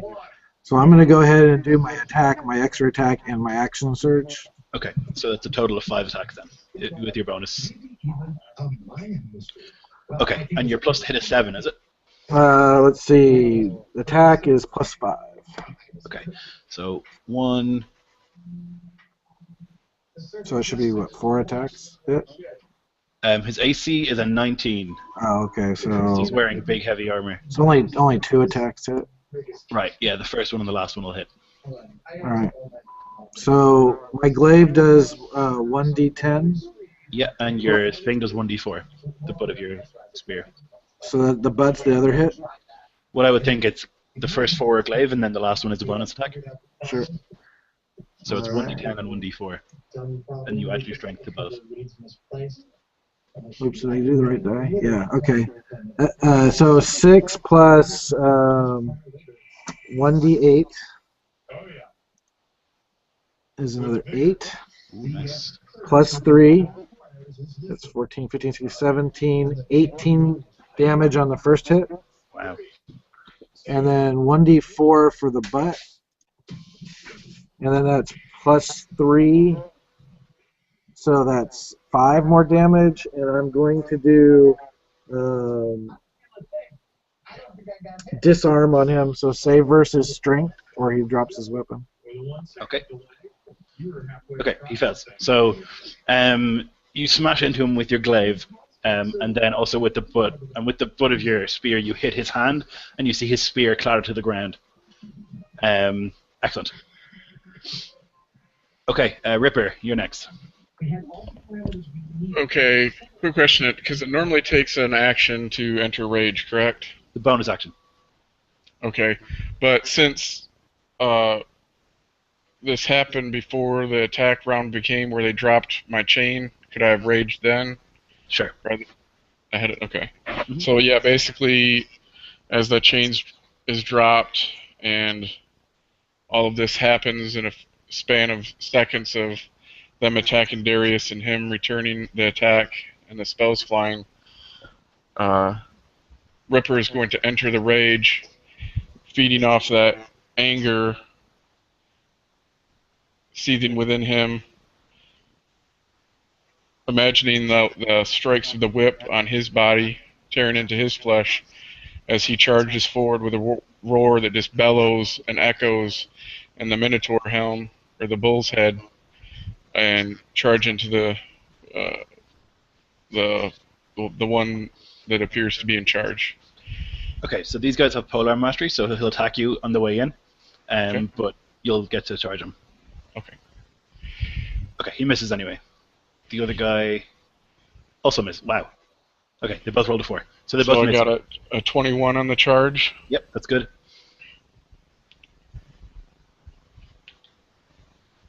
Yeah. So that's 7 on the damage. Okay.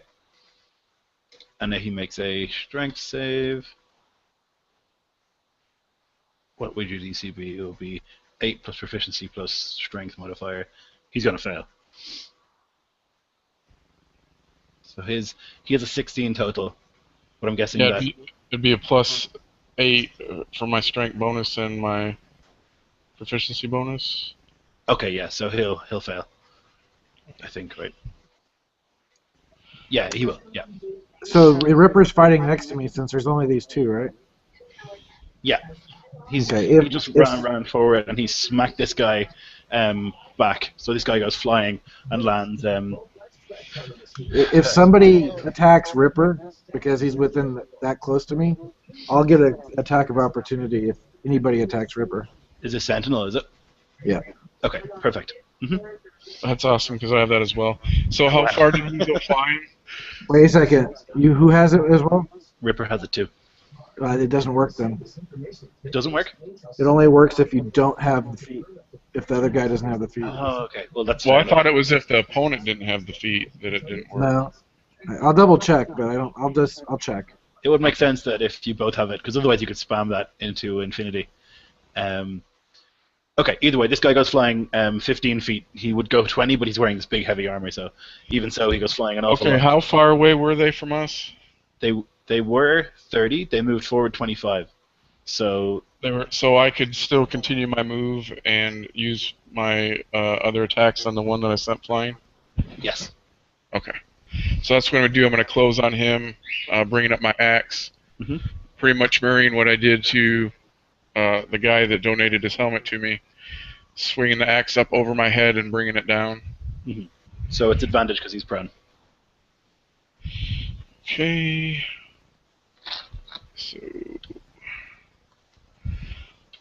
So it'd be 24 to hit. Yep. And 12. So another 16 points of damage. Okay. Okay, excellent. So these guys were standing in formation, very happy where they were, kind of very confident. And then this enormous guy just runs up and literally charges into him, knocks him back. The other guy has no idea how to fight on his own, or a lot less how to fight on his own. They're used to fighting as a unit. He looks a little bit confused in that his leader, a guy that he's seen beat everybody else in single combat, just get knocked flying. And then it's going to be Farzad's turn again.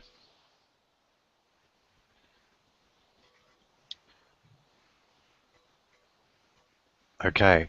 Farzad takes a step forward. As he does so, he removes the cloth of gold cover from his bull-headed mace, and he holds it aloft, raises it up in the air, and it's as if the sun, which is already beating down, intensifies just a little bit, and it catches off the golden horns of his mace. And I'm channeling divinity, Radiance of the Dawn. So all hostile creatures within 30 feet need to make a con save. Okay, so that'll be two of them. The other guy's probably too far away. Okay. Okay, so they have +2 to their con, so 10 and 11. So I guess that fails. Both fail. And this is not going to be nice.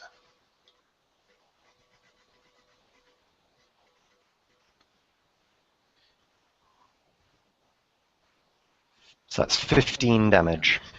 Ouch. Okay. Excellent. All right. Yeah, those channel divinities are incredible. So I can just picture it like the sun intensifies, and then it's just like this holy glow, and the Spartans just a little bit of fire. Okay.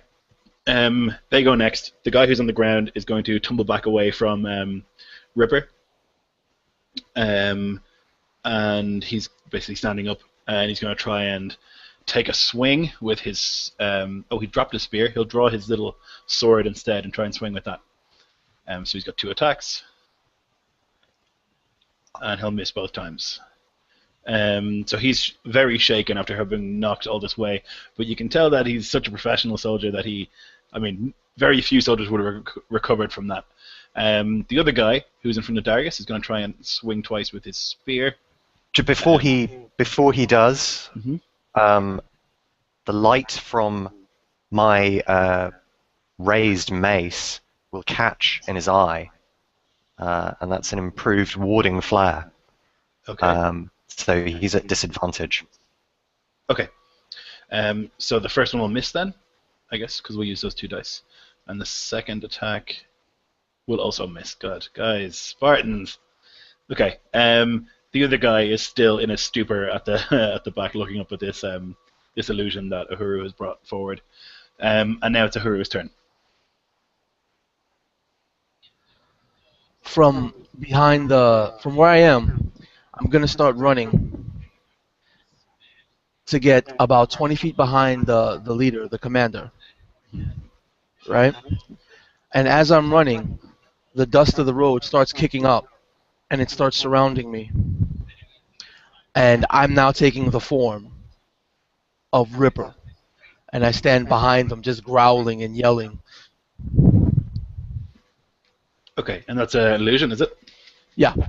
Okay, yeah, no problem. That's not a concentration spell, is it? No. Okay, absolutely. So yeah, you take the form of Ripper as well, and this guy just his eyes widen, and he's trying to figure out how injured he is, that he's seeing 2 of the same guy. He doesn't really understand what's happening, but he definitely looks very concerned.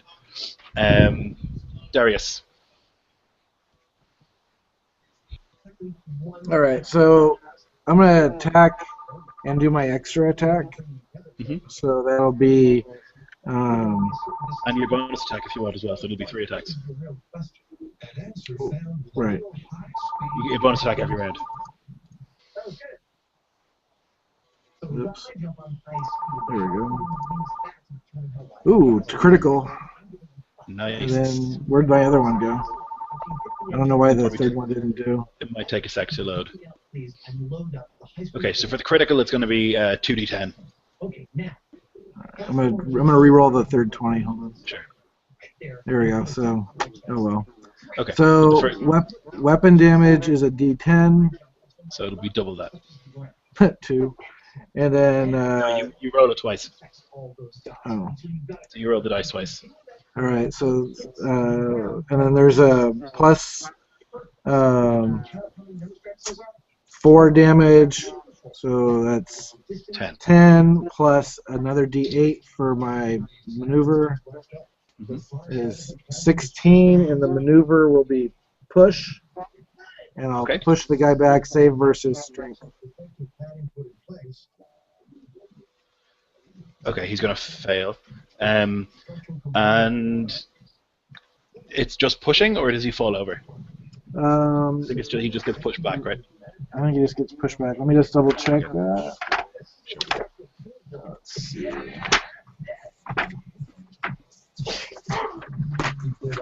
Yeah, it's just pushback. Okay, so yeah, you hit a really hard hit with your glaive, then you push forward with your shield, and he actually kind of skids to a halt. How far? 15 feet away? I'm looking. 15 feet away from you. Okay, yeah, so he skids to a halt 15 feet away, back in the ready position. Excellent. Ripper, you're next.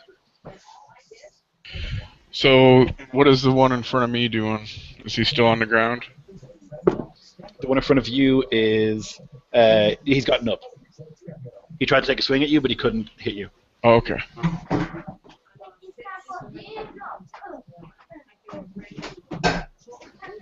So then I will bring my axe to bear,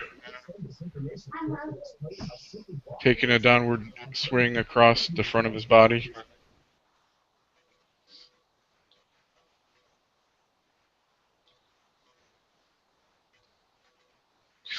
That's not good. Nope, that's not good. Do I still get my extra attack? What do you think happens? What would you think? I would say maybe because of the helm, and I'm just learning to fight with it with my axe, that it probably throws me off balance. Right. Yeah, okay, so let's say...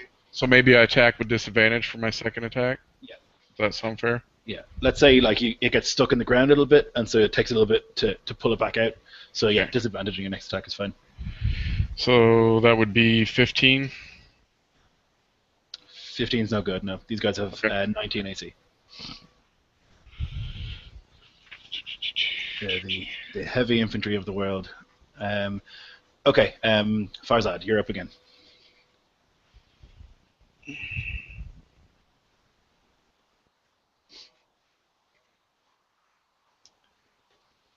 Okay, so what am I looking at right now? So, not far from you, Darius is fighting one of them. He's just pushed him back 15 feet. Then actually very close to there, Ripper is fighting one of the other guys. And then a little bit further back from there, the third Spartan is just staring up into the air like an idiot. Okay.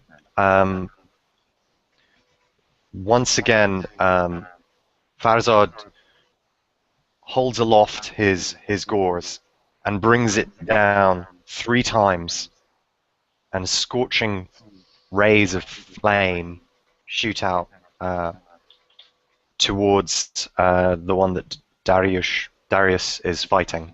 Mm-hmm. And which one dropped the spear the last time? The leader guy. So he's fighting Ripper, and he's only using a sword now. Okay.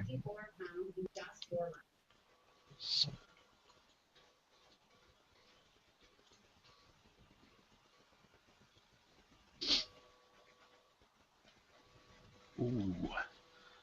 Ouch. So 17's not going to do it, is it? No. Okay. So it's just the crit.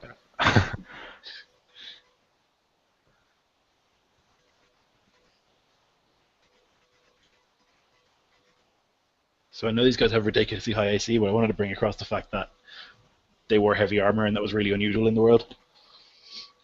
So that's Ooh, wow. 20 damage Ouch. as the fire strikes his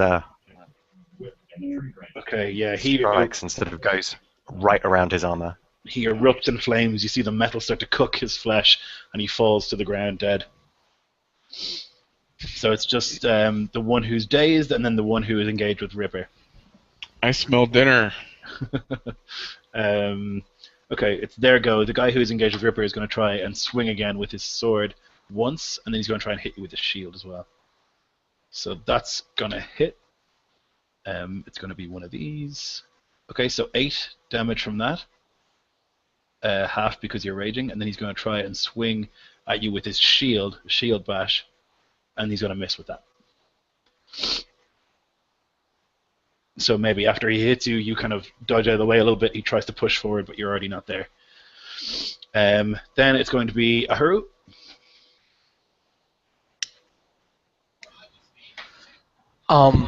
Hiding within the image of the illusionary Ripper,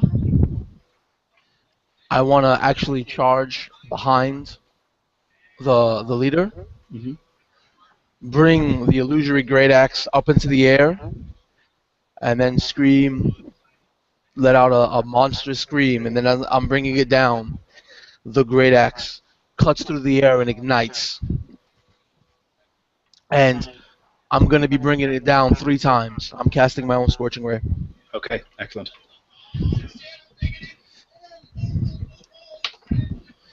First one is 20 math.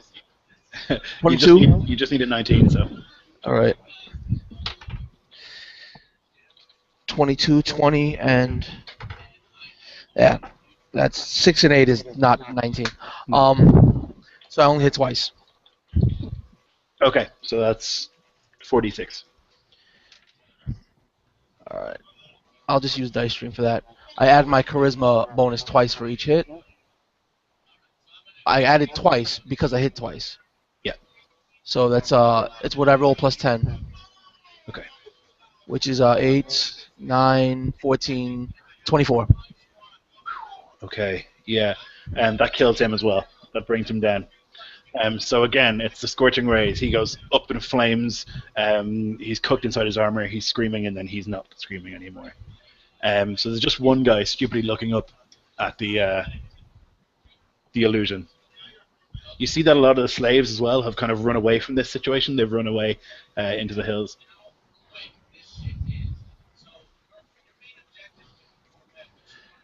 So there's just the remaining guy who's staring up at the illusion. Yeah, I use my I let loose the illusion of me being Ripper, and I summon the servant girl back to pick up the chain and give it a soft, gentle tug. Mm-hmm. Farazad sees the servant girl and sort of nods approvingly.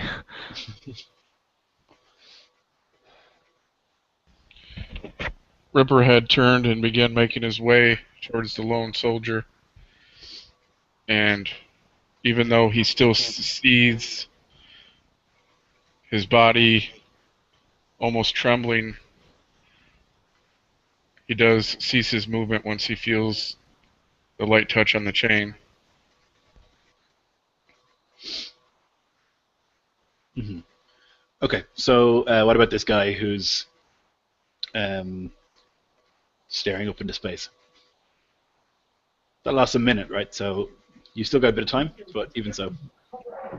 Can we tie him up before he wakes up without breaking the spell? I don't think so. I think when you like mess with him, It says shake him or damage Yeah. him, right? What if I just wrap 50 feet of rope around? you could, like, if you want to tie him up gently, you can try a sleight of hand check or something like that to do it without waking him up. What do you guys think? Because we could question this guy. I don't know if he'll give us anything. I doubt it. But at the very least, these guys' uniforms might prove useful. Well, two of them are cooked to cinders. There's probably nothing recognizable about their uniforms. The armor hasn't burnt. They're dead from fire, but the armor is still there. It's incredibly hot, but it's still there. It would be a stretch to say that we could disguise ourselves as Trojans. It was just an idea. Not Trojans, Spartans. Well, Ripper certainly couldn't, because he's way too big to fit in the armor. But I mean, you probably could. Yeah, but I'm the wrong skin color too, probably. Yeah. I don't know. What do you guys want to do? I'll do whatever you guys need done. I just turned to Farazad. We could interrogate him before his death, or just end it quickly. There is no sense in not asking. He may tell us what we need to know. All right, I break out my 50 feet of rope and spin it around him without, I'm not moving his arms or legs or anything. I'm just cocooning him in rope. Okay. Sure. I'll allow it to happen. So you get to tie this guy up. He's kind of tied up, and he's still just like, wow. Eventually the spell wears off. He realizes he's tied up, and he just like looks around, and he's trying to escape. And he looks and sees his dead friends. You monsters! What have you done? Once the spell is about to wear off, and he's all tied up, you see the image of the Persian god fly from where it is and crash down on top of me, and just leave a cloud of pitch black smoke that rapidly dissipates, and then I'm wearing my cloak again. Perfect. Yeah, so he's freaking out. He's like, what have you done? You monsters! You've killed my friends! I'm going to use a minor illusion to step into the dead leader and have an illusion of his soul sort of exiting his body and walking towards our prisoner, shambling forward. The smoke from the fire that killed him just emanating from his body. Groans of pain coming out of his mouth. And then I use message to reach into our prisoner's mind so that he can hear a facsimile of his leader's voice. And he just says, submit, or you'll end up like me. He absolutely freaks out. He tries to run, but he's tied up, so he just falls on his back. And he just starts screaming, coins! You need to put coins on their eyes! You need to burn the bodies or they won't make it across! I turn and tell him, if you tell us what we need to know and cooperate, you shall all enter your afterlives in peace. You see him kind of breathing heavily and slowly, thinking about what to do. What do you need to know? I turn to Farazad. Okay, out of character, what do we know about the situation? These emissaries were captured. Yeah, so 6 diplomats were sent here, and they haven't returned. So you assume that they're being kept prisoner, or they might be dead. You're not sure. Okay. So we need to know if they know about the captives, and if so, where they're at. What the situation is, whether or not they're being held prisoner in a particular place or somewhere. Yep. Farazad approaches and says, you fought with honor. Well, your brothers in arms did anyway. Tell me, where would you take prisoners? We seek a delegation of 6 foreigners like ourselves. Here, perhaps, how long ago was it? Like 6 weeks. 6 weeks ago. He looks at you. Yes, your delegation came here, and they asked us to surrender, to submit. We spat on them. We beat them. Sparta will never submit. As he's saying that, the illusion of the soul of his leader that was walking forward falls to its knees and starts screaming in pain as it's engulfed in flames. Brother, no! You are monsters. I did not ask you whether you spat on them or beat them. I asked you where they were. They will take them to the barracks. Where is this barracks? It's perhaps an hour away, in the town. It is heavily guarded. I wish you luck on the way in. You will not make it out alive. Is this one my car? Do they yet live? They live. Barely. And he laughs. As he's laughing, I want to reach into his mind and replay the image of him looking up, being enamored by a Persian god. How he gave himself and surrendered himself to this image of a foreign god while his allies were being cut down. You see him look, like, set his jaw and look really angrily. Like a tear rolls down his face. You have foul magics. You are sorcerers. And he spits the word. You may find your companions in the barracks, but you will not make it out alive. My brothers will kill you and crucify you. I'll kneel down before him and sort of reach out and put my hand under his chin and then caress the tear away from his cheek and just tilt my head. I go, "Oh, poor Spartan." He spits in your face. You mean my mask? Your mask. The Ripper backhands him across the face when he does that. He flies down onto the ground. And like with great stress, brings himself back up, which seems impossible, but he's very, very strong. You see that there's blood coming from the corner of his mouth, and he spits out a tooth. Farazad raises a hand So long, and my partner went home sick. I'm pretty sure he left. and looks to the others and says in Persian, "This man has served his purpose. Is there anything we wish to know more from him?" We need to figure out how we're going to get into a Spartan city when we look different than everybody and make good this extrication. I don't see, it's going to be very difficult. Do we have any way of getting in there? But you know it's more of a town than a city, and you know that in Sparta they don't have walls. They never have walls in their cities. They say that the men of Sparta are the walls of their cities. This was assumed that you would go at nighttime and just try and sneak in, get them, and get out again.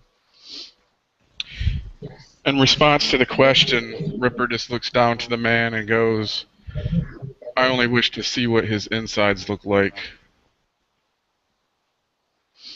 And he barks a laugh. Ha! You may kill me, but we are many, and we are powerful. As he's saying that, the ghostly image of his commander that was burning up just disappears in cinders, and the minor illusion is now on my face, on my mask, and the maw of the mask opens up, and then just a long black tongue comes out and licks the blood off of his face. And then I reach into his mind with message, and you see a line of Spartans surrounding the city, like if the Spartans were the wall of the city, like you said earlier. And then the Spartans all turn to stone and crumble into dust. And then I just get up and walk away from him. He shakes his head. You foul witch. You are from the underworld. Kill me. I will tell you no more. I'll turn around to my friends. That's probably canceled like I don't know how it was. It's like 5 days. We will honor our word. You and your brothers in battle will go into the afterlife, as is your custom. You might have some honor yet. Kill me. Put coins on our eyes. Burn our bodies, so we may go. Are you ready? I draw my dagger from the side. He lifts his neck up and he looks at you. I am ready. With a careful, deliberate motion, I slit his throat. You see he doesn't let out any sort of noise, no pain crosses his face, and he just falls dead. Dariush, help me. Let us move the bodies together. We will put copper coins on their eyes. And I do that, and we make sure that we pull them off the road and out of sight. That I do just that. Mm-hmm.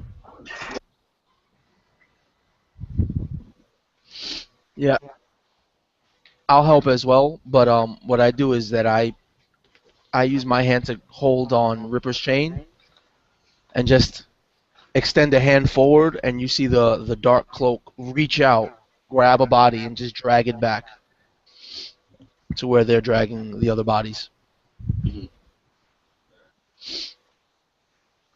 So once the bodies are in place, Farzad will root through his pack and find a flask of oil, douse them in oil, and touch them with the tip of his flaming mace. So they presumably Yeah. burn, Okay. and the smoke rises.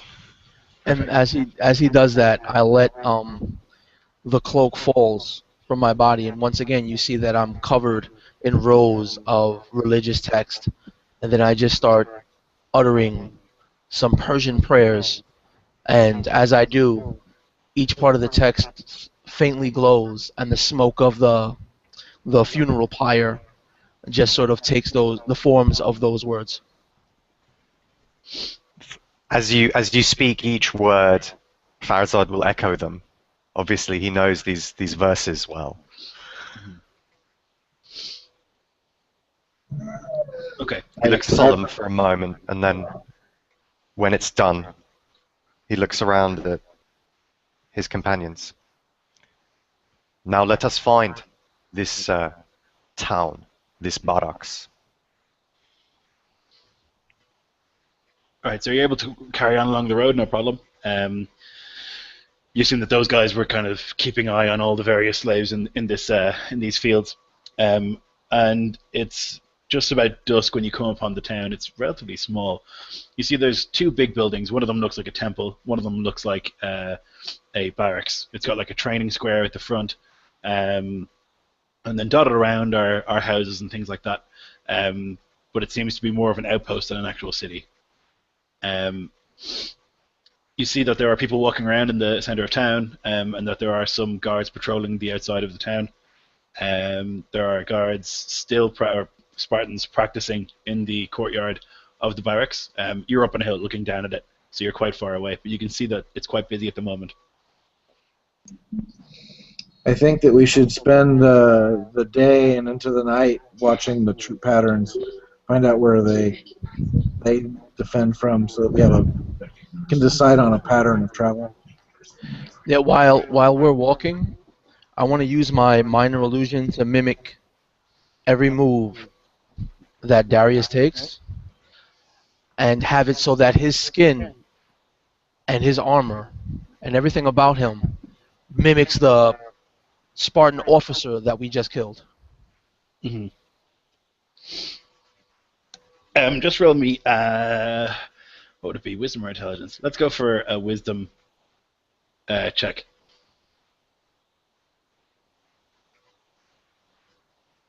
Nelson. I only got 13. Okay, 13 is fine though. So just trying to figure out how closely you study these movements and stuff, but you did notice that they do move in a really certain way. They walk with absolute purpose, with no. Every movement is practiced and trained. There's no waste. Everything is perfectly efficient. Every movement practiced 1,000 times, and yeah, you're able to kind of simulate that pretty well. All right, that illusion is on Darius though. Yeah. Yeah, I was just trying to figure out how close your illusion was, but it's close. Okay, so if you guys want to wait, the sun will set. You'll see fire, smoke start to come from some of the chimneys of the houses. As the sun sets, if everyone else is okay with it, I lead the rest of the men in prayer. Because of course it's one of the sacred times to pray is when the sun is setting. Absolutely, yeah. I'm a follower of Zoroaster too, so I think there's at least 3 of us that are pretty heavy. Okay, Yeah, perfect. I'll just send an image into Ripper's head, and write down each prayer as we're saying it, and saying, "Pray with us." Oh, that's beautiful. While, along with most things, he gave up any belief in the gods. He does sense a certain reverence in the rituals, and he does find a brief respite from his rage and his anger, finding peace for if only a few moments. Awesome. Okay, so you guys pray as the sun sets. The town gets less busy. People go to their homes. The guys who are practicing in the courtyard go into the barracks. And an hour passes, and another hour, and nobody comes out. The town is pretty much empty. You see that there are a couple guards at the temple, 2 guys standing at the front, and there is 2 guys standing at the very front of the barracks, just guarding the entrance to the barracks. Other than that, the town is pretty much empty at this stage. Everyone's gone into the houses.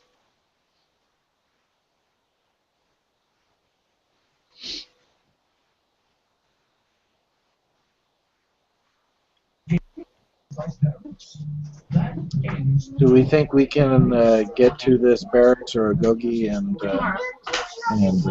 do it quietly enough not to attract additional guards? We will move like the sun that charts a course through the darkness, stealthily hiding itself to emerge once more glorious at dawn. Perfect. Okay. So, you got serious background noise, so I'm going to mute you. Sorry. Okay, so you guys, you want to sneak down, I assume, right? You want to try and go stealthy instead of kicking the door in. Before we do, is anyone in need of healing? Does anyone look like they've taken some injury? You could definitely have had a short rest in between. So you've been sitting here for a good hour. Yeah, okay. Actually, I wouldn't mind going to the bathroom as well. We'll take a quick break. So just like 5 minutes. I'll be back in a sec. Okay.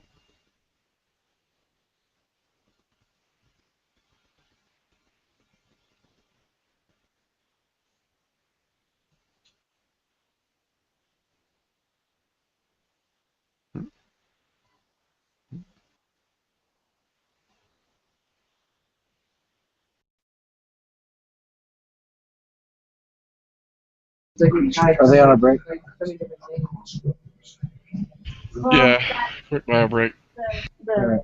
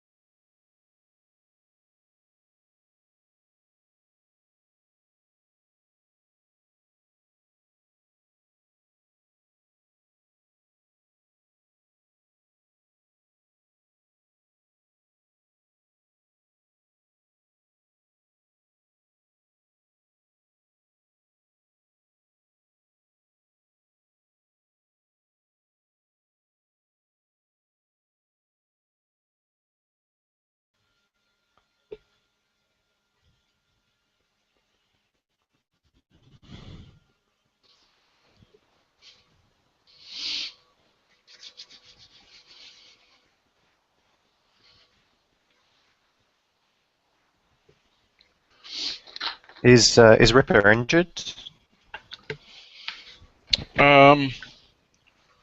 Yeah, very minor. It was like, and if you look him over, it'd be very hard to tell at first. He's just covered in scars and wounds that have healed, some recent, and his body, of course, is just covered with blood, dried, caked on, some more fresh.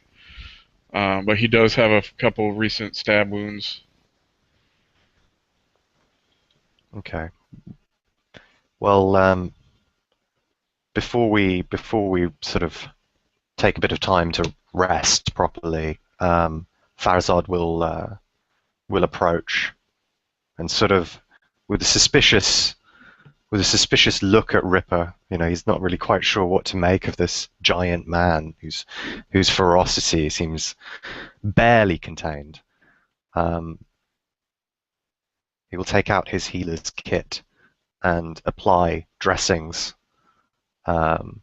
tenderly to his wounds. So you'll get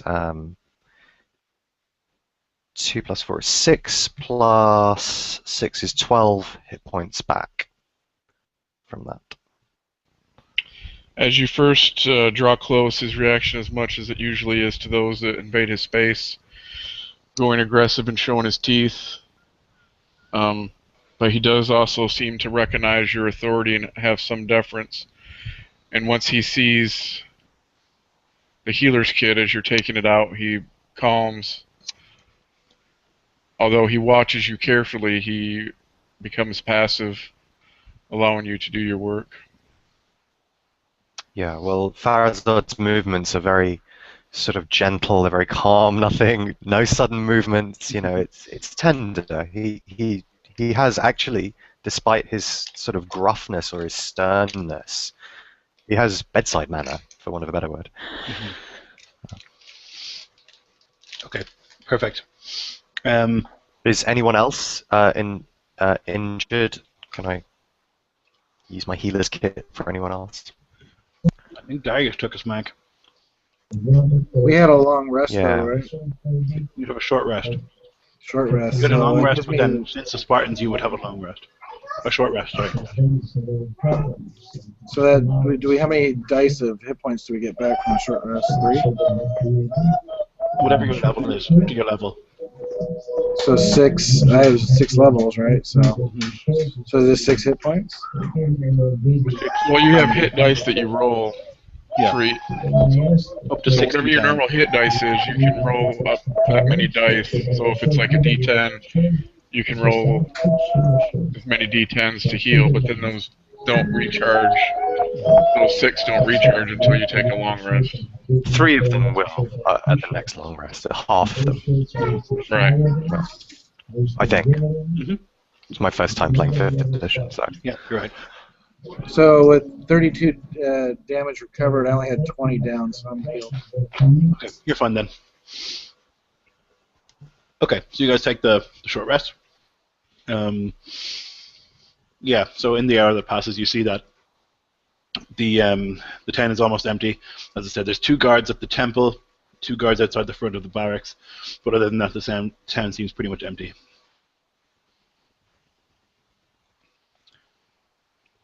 Farazad will change into he's wearing these white robes essentially. He's wearing ceremonial wear over his armor, and he'll take a bit of time to actually change into like a really neutral brown traveling clothes. Again with his armor underneath.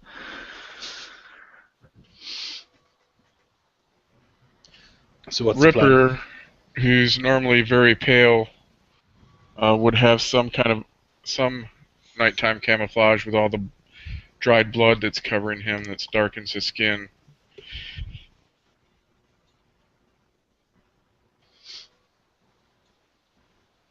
But other than that, with his bull helm and his loincloth and his bloody axe, he's going to kind of stand out.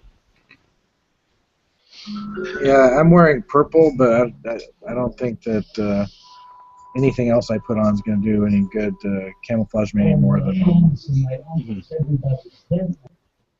Yeah, I mean, also Just purple sticks in dye the is something shadows. that the Greeks wouldn't have. Purple dye was extremely expensive, and actually a war was started between Rome and Carthage about purple dye. It was extremely valuable. But in the So- dark, I don't think they'll see it. I mean, it won't be. Yeah, they probably wouldn't. Yeah. But yeah. So, what do you guys? How do you guys plan about going about this? So you've been told they're in the barracks. Ahuru will use his minor illusion to make Ripper appear more presentable as a smaller individual, Okay. not as imposing. Gentlemen, I have an idea. In the wars, sometimes we would use distractions. Could we not set a fire on one side of the town and create a very overt thing that would get a lot of people's attention, but distract them from the area we wanted to hit?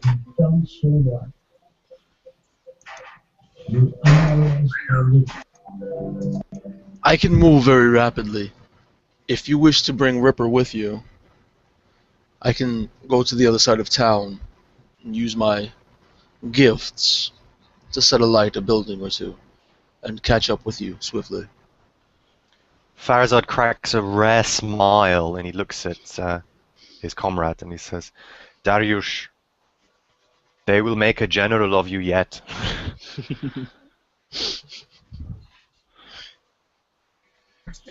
Are we agreed then that that is the best plan? Or, I mean, I have no knowledge of your power, so I have no idea if you can disguise us any other way.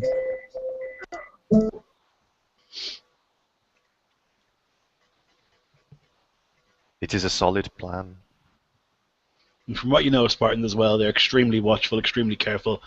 You would think that your disguises would want to be very, very good to fool them, you know. I think that argues for a swift and overt extrication.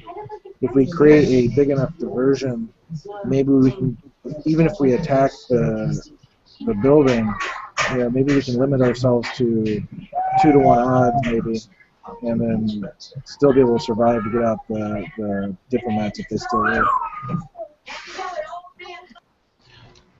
Yeah, I'll walk over to Farazad and, halfway bow, nod my head, and hand him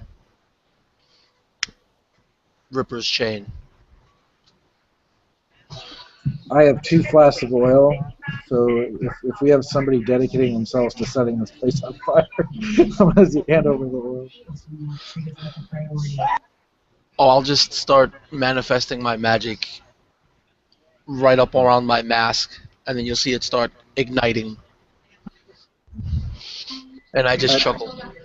I recommend that essentially you set fires and keep moving and keep setting fires and throw them into a panic. I nod, and if when Farazad takes the chain from my hand, I'll just swiftly disappear into the darkness in the opposite direction of the barracks. Sure. So if you look around, you can see that there's most of the buildings are the 2 big buildings are made of stone. The rest of them have stone walls, but thatch roofs. They have thatch, maybe. I don't know. That's a good question. They're probably all made of stone. But in the middle of the town, there is a market, and that's made of wooden stalls and stuff. So it's like a permanent sort of setup. There's a stage. It's obviously where they do all their business. There's all sorts of market stalls and stuff, and they're made of wood. You see that there are some wooden supports for some of the buildings as well. While we're finishing up our plans, I need a couple of minutes to. My family's just gotten home, so Okay. I'll just deal with them real quick, and then I'll be right back. Sure, no problem. So we can do Ahuru setting fires while Darius is gone. Yes, would there be any woods as well, or surrounding the city? Any trees? No, probably not. They would have used those for building and stuff, and it's mostly farmland around here.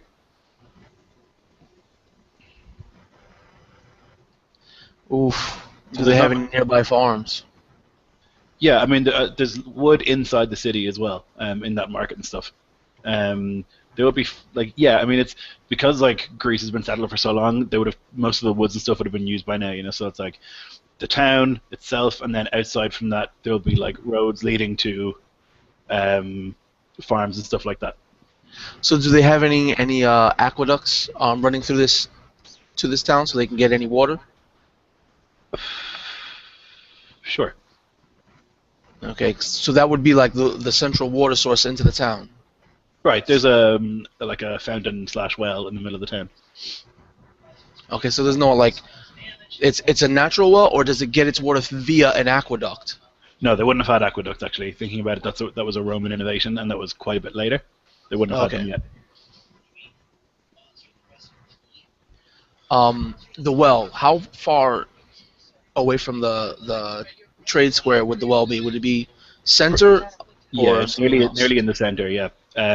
It's obviously some sort of well, but it's a big fountain that they've made out of it. You know, like a pool. And the water source comes from beneath, correct? Yes. All right. Before there's nobody on the streets. No, you don't see anybody around. Okay. Before setting fire, I want to use enlarge / reduce Mm-hmm. to reduce the size of the fountain, so that with its smaller size, it could just crumble into the pit where the well is. Genius. Yes, absolutely. And after after cutting off their source of water, I just want to start running around the square and just firebolting every wooden sort of structure that I can. Okay. Yeah, that's a genius idea. So you, excuse me, you cast shrink on the fountain, and it just gets a little bit smaller, and then falls into the hole where the well is. And then you start setting fires. So stalls go up in flame. You hit some of the supports of some of the buildings; they start to crumble. And nothing happens immediately. There's lots of thick black smoke, but people haven't really noticed yet. Most people are probably asleep at this stage. But then very soon you start hearing cries of alarm. So I'm assuming you're getting your beaten feet out of there. Yes, sir. Okay, so you start running out of the square, back kind of outside the town, and to circle around to where you first left the guys, and you see that from up on the hill. Sorry, go ahead. Yeah, one way to also help cover my movement is that I want to use minor illusion Mhm. to copy whatever's on my right. Like if I'm running on the right side of town, Mhm. I want to copy whatever's on my right side, the terrain, and make an illusion of that and maintain it on my left side to cover my escape so they don't see me running. Okay, sure. So you get out of there. People start running into the town square, and they're like, "Oh my god!" Blah, blah, blah, and they look, and the well is gone, and they're like, "What's going on?" And there's panic and stuff. The guards run from the temple and from the barracks out. You see a bunch of guys get run out of the barracks into the middle of town, and they're just trying to deal with this fire. And there's kind of chaos everywhere. So now we'll go back to the other guys. You see the guards from the barracks legged into the middle of town. Awesome. Well, we're gonna hit quick. As soon as the commotion starts and we see the people get pulled away to the fire, we're gonna hit hard. All right, so you zoom in there. The barracks door is wide open. Everybody's left, and you see it's like a big dorm. So it's just beds, rows of beds, and the beds are on pretty much on the ground. It's like straw on the ground. There's a reason that people say, simple quarters are called Spartan. They really didn't have much in the way of comfort. And in the back of the barracks, there's a sort of iron cage, and in the cage are 6 diplomats. They look like they've been through hell, and they're badly beaten, some of them quite badly injured. And they look at you and they say, "Savior! Get us out of here!" Any evidence of a lock or key? There's a lock, yeah. You don't see any sign. You assume that one of the guards has the key. And we haven't encountered any guards. They all left. There's literally nobody in here yet. Everybody ran out into the middle of town. How are the Farzad, cages? Oh, sorry, go ahead. Farzad turns to Ripper and says to him, "Brother, can you open this door?"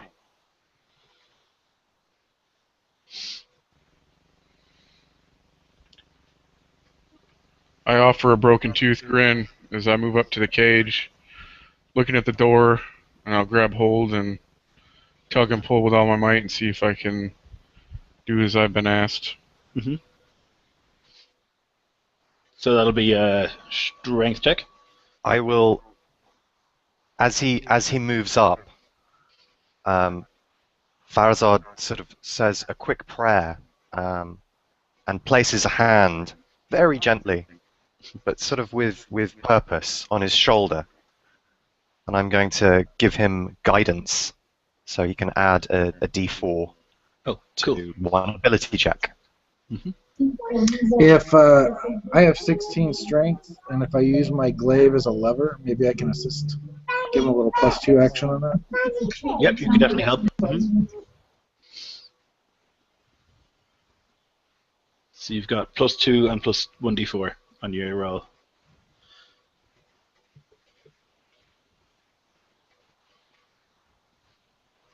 Is that 5? Not good.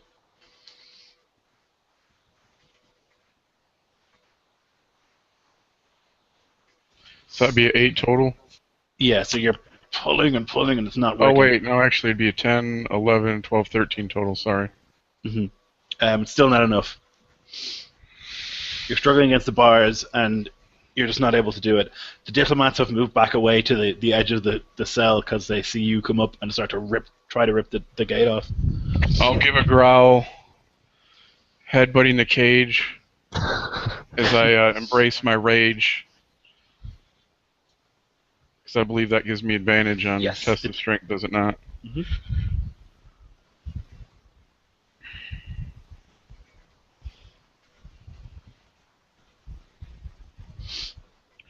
So yeah, that'll be a 14. If I still got the assist, it would be, 24. So Yeah, that'd you're be 27. fine. Yeah, so this time, with the power of the rage in you, you just literally rip the door off the cage, and fling it across the room. The diplomats kind of rush out, and they say, "Where are we going? What is the plan?"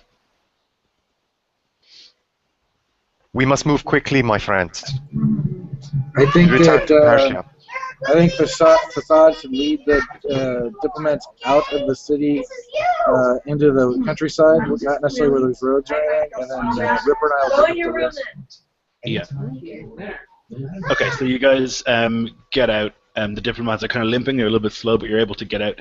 You see as you're leaving the barracks that the fire has gotten to ridiculous proportions. There's a huge roaring flame in the middle of the town.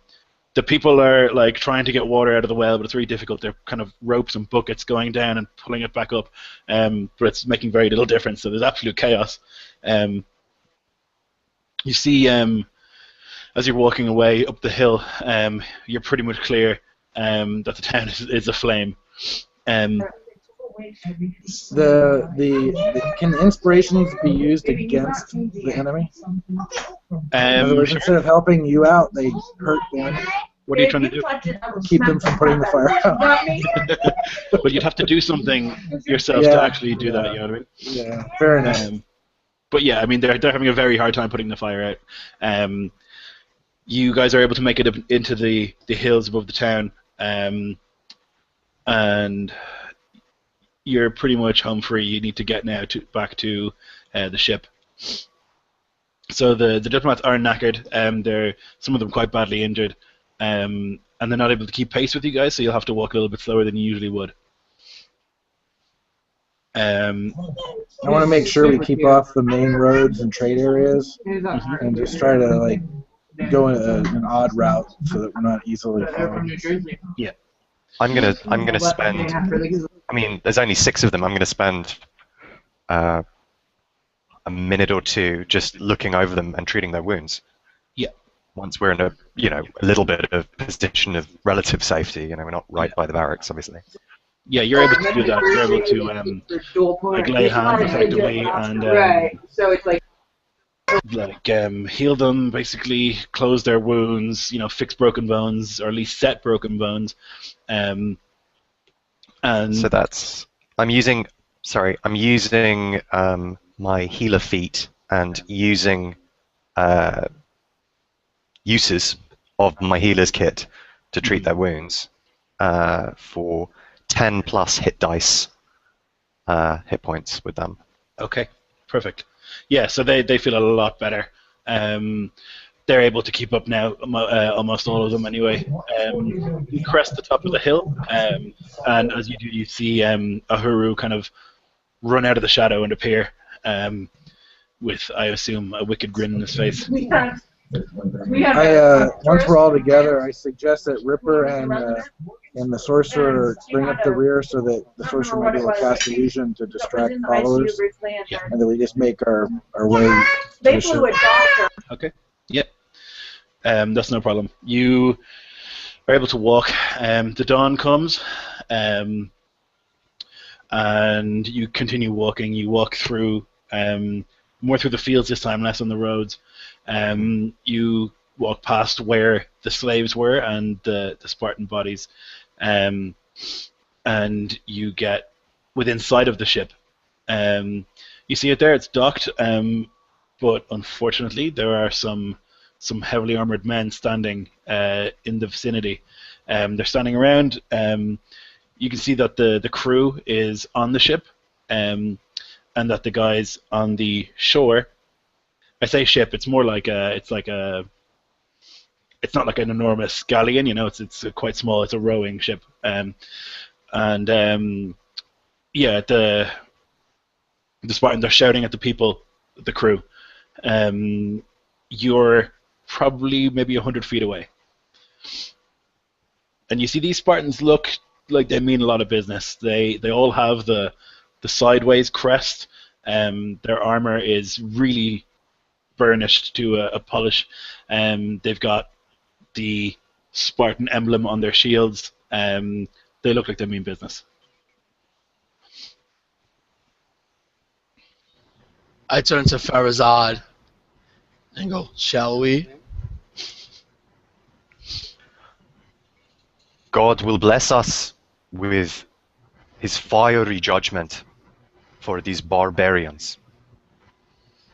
I sort of whip off my black cloak again and toss it over Ripper, and it sort of forms upon him and goes over him and then goes into him, and then he starts growing. I cast Enlarge on Ripper. Oh, Jesus. Oh, man. So what does this do exactly? It doubles your size, gives you advantage on strength checks, and you add a d4 to damage every time you attack. So mechanically it does that, but like narratively it makes the Spartans piss their pants. Yes. So are you guys charging down the hill, or? And if I have a chance, I want to cast Minor Illusion around the bull helmet that Ripper's wearing, and make it appear to look like an actual bull's head, like we have a Minotaur. Okay. Does it enlarge the items you're carrying? It enlarges everything. Okay, yeah. So you've got this ridiculous, probably 12-foot axe. You are now 14 feet tall, just rippled with muscle, and you've got a literal bull's head. That's bad news for my guys. Okay, so what's the plan? Do you wanna... and I dropped the chain. Yeah. Yeah. That chain's probably too heavy to carry now. Yeah. Okay, so what's the plan? Yeah, as soon as I feel that chain released, with my surge of strength, I allow the rage to take me as I charge forward, bellowing out like a bull. Okay, so Farazad, go ahead. You've got some distance to cover, I think. Yeah. How far away are they? It's about 100 feet. Yeah, so yeah, I can only move 40. Unless I dash. And They that's haven't still noticed short you of- yet, though. They're definitely intent on the crew and not on you guys. They're going to notice this now. Farazad Can raises. Go on. how many are on the ship and how many are on the dock? Looks like there's 10 Spartans, and then it's the entire crew, which is maybe 20 people. But they're not combatants, they're not warriors. And they're all on the ship? They're all on the ship, yeah. It's like they've been corralled onto the ship. No, the Spartans are not on the ship, sorry, they're on the shore. Okay. Well then, So nobody's on the ship other than the crew? Yeah, just the crew. But like the ship is like not in the water, it's like you landed by landing on the beach. Mhm. So it's on the land, kind of. So it's not on a dock then? No, it's in the. It's like you. The ship came onto the beach, so like half the ship maybe is on the beach. My whole life seems to consist of the most unbelievable. So we get as close as we can until we're seen, and then we're going to attack them. So. before we get too close, or I mean, like once we're within charging distance, Yeah. Farazad will take the cover again off his bull-headed mace, and there's this glowing yellow, bright yellow flame, and he'll raise it to his lips, almost as if he's going to kiss it, like you would kiss a sword or something like that.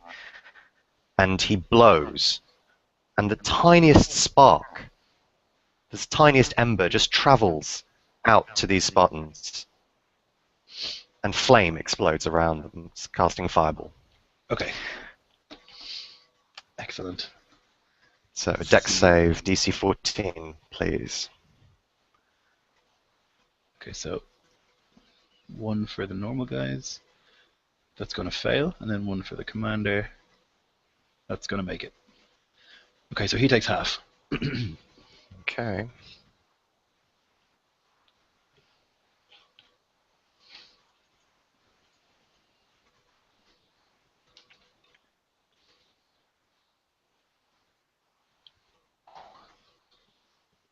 $31? Is that right? Oh man, that's such bad news. And obviously 15 for the commander. Mm-hmm. Okay, so you immolate most of the Spartans. They're blown into the sky and they land a little bit down. They're horribly burnt. You can see that there's kind of like the metal they're wearing is sizzling onto their skin, and they let these horrible screams. But somehow they shake it off. They stand up and they turn in the direction of you guys, and just horror dawns on them as they see a literal minotaur charging down the hill at them. My God. Because that was very effective. He took 50 in the commander, right? Yeah, so he's on. Okay. All right. Yeah. So anyone who has a range attack can make a surprise attack with that while they're still shocked. Awesome. Basically, since I'm not doing a ranged attack, I will use that if I can to enter frenzy. Yeah, Because I'm sure. charging. Yeah. And the What smell of burnt flesh and the screams of the enemy just fueling my rage further. I think I'm better off dashing to try to keep up with the Ripper or behind the Ripper. And Yeah. be there to help him out. Mm-hmm. while our melee machines are charging downward towards the Spartans, I'll bow my head and close my hands and mutter a few prayers. Then I'll separate my hands as wide as they would go and bring them sharply to clap. Once I clap my hands together, the dirt of the ground begins to flow up billowing forward in a cloud of dust. The dust starts going down the hill. Then they roll together. They start to generate heat and burst into balls of flame. I cast Firebolt, and I spend a sorcery point to twin the spell to Okay. attack 2 Spartans. Awesome. So one of them is obviously a commander. He's got a cape. He's got like it looks like the spear has like a black hilt. He's got like a fancier helmet, and he's clearly the guy in charge. The rest of them look like identical twins. They all look exactly the same. I'll attack a Spartan on either side of the leader, leaving the leader for Ripper. Okay. Oh. Okay, I got a natural crit, Yep. and the other one should hit because I'm a +8 for spell Yep. attack. So They both hit. all right, so that does 2d8 each one. So I'll just roll all. Well, I'll roll the 2 for one. And it's going to be 48 for the other one. Yeah. You can for fireballs. Oh wow, I've been rolling that wrong. Oops. Yeah, it's 2d10. All right, so the first one is the non-crit. Oh, fuck. Oh Dropped him. god, and that's plus my charisma. Yeah, so, that drops him. So he bursts into flames. The other. Oh no, I got to roll for it. Well, the first two are a 9 and a 1. Mm-hmm. So that's a 10 plus. This is taking a while to show up. He's gone too. All right. So, Yeah, as the two bolts of flame fly and smack straight center mass of these two Spartans on either side of the leader, the flame just sort of expands and blows up, burning their flesh from the inside out. They're screaming in pain, and as they raise their heads to let the screams out, the screams are rapidly silenced as the flames just burst forward and leave them in cinder and ash, leaving nothing but their armors left. Yeah, they're very, very dead. They're standing in formation, so it's like there were 9 and the leader in front. The 2 on either side of the leader are now gone. And he kind of looks and he points a spear, and he shouts a word, and they all just go whoom, and turn into a phalanx as if they didn't even move. It's beautiful to look at. They're just perfectly trained soldiers. It's really something to see.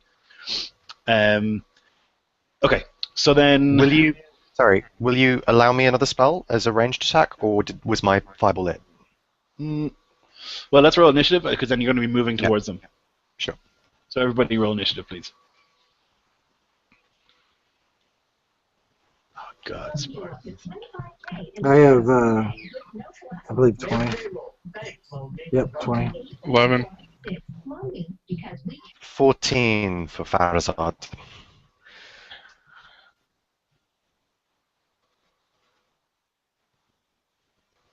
Okay, and Ahuru? I got a total of 15. Okay. Alright, then Darius, your first act. Am I in physical range to attack with my glaive? You'll be able to, if you move your full speed, you'll be able to get within range, yeah. Alright, I do that, and we're gonna... The phalanx is formed, right? How many are in there? Total of 7. Oh boy. Alright, so I'm obviously going to try to not hit their center, but go to one side, and I'm going to attack with my extra attack, my action surge. Yeah. I'll have my 4th attack be the butt attack. Okay. So of the 5 attacks. Let me clear that. 1, 2, 3, 4, 5. Whoops, that's 6. Clicky. There we go. Ooh, not good. Not good at all. Okay, these guys have an AC of 19. So I have the first hit. First should hit, right? First Right, hit. plus, yeah, so other than that, they all miss, I think. Yeah. So the first one is going to have the maneuver on it, though, so I'll do push on that one. So save Okay. versus strength. And that gets me 1d10 for, oh, Jesus. Alright, so 1 plus, let's see, I need a d8 there. So 1 plus 4, 5, 6, 7, 8. 8 damage and a push. Okay, so he makes a strength save, right? Did he? 17. He makes it. Alright, so just the damage, though. Okay. The damage was a total of... It was 8, I think, wasn't it? Yeah, I think so too. Yeah. All right. So was that against the commander or against one of the normal guys? Guy on the far left. Okay. Yeah. Perfect. All right. Next then is Ahuru. I start making my way 40 feet to towards the right, so that we can encircle the Spartans. As I'm running, I extend my hand out and leaving a trail of dust behind me. I then raise my hand up, and 2 motes of fire jump out from the dust. I point forward, and they fly at the Spartans again. Mhm. I'm doing another twin-spelled firebolt.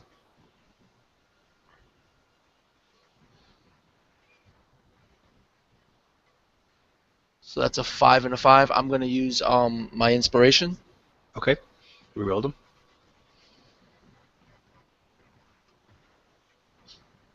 I don't see what that is. It's an 8 and a 4. It's going to miss as well. Oh, criminy. All right. Yeah. So these guys are, they're in the phalanx. They're covered pretty much entirely with armor. There's like helmet, shield, and then greaves. So there's almost no actual body to hit that isn't armored. Okay. Farzad, you're next. Okay, so Ahuru circled round to the right. Mm-hmm. Darius Darius to the left. moved all the way left. Mm-hmm. I'm going to move up to be behind Darius, if I can get there. Yep. And just with a kind of, I will glance and focus my gaze on the commander, and my bull-headed mace glows brighter, like the flame on it just glows brighter for a moment. And light, a sort of a ray of blinding light streaks out directly onto him. And that's a guiding bolt. Oh, nice. I can't see that yet. And I'm going to use my inspiration. Okay. No. Not meant to be. Okay. Not meant to be. So your magic shoots towards him, and he just lifts his shield, and it bounces off. There's a slight sizzle from the shield, but he seems fine. Okay, Ripper. Here we go. Let's hope this hasn't been going well so far. Okay, so basically, now towering at 14 feet, the head of a bull, his skin, normally pale as the moon, painted with blood, it dried on his skin. As he charges forward, honing in on the enemy commander, as he lowers his head, driving forward with his horns.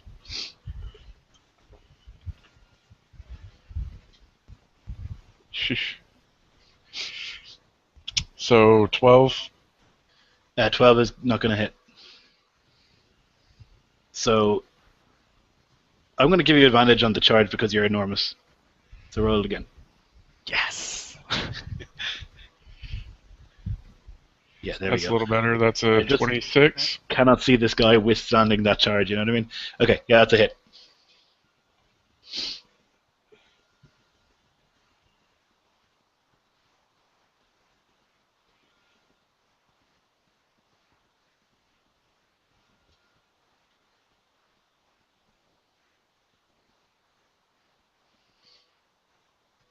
So 5, 14 total. 14. Okay. Make a save, hopefully. There was a push on the helmet, right? Yeah, I'm making a save now. The DC is like something ridiculous, isn't it? It's like 18 or something for you.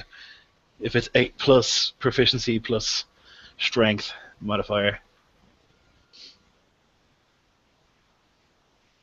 So it'll be yeah. He's not going to make it. He's got 16.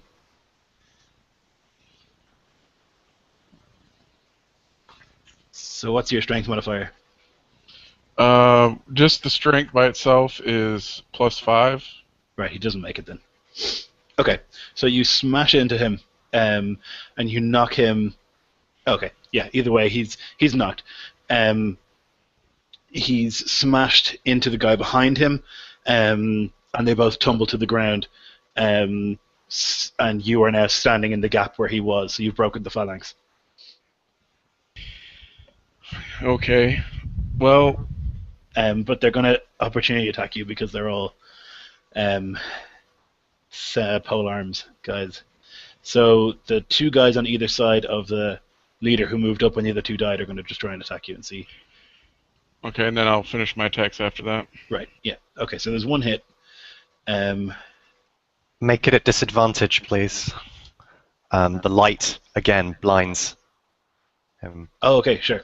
So My I'll reroll improved then. warding flare going again. Okay, so then he'll miss. What's your AC? 17?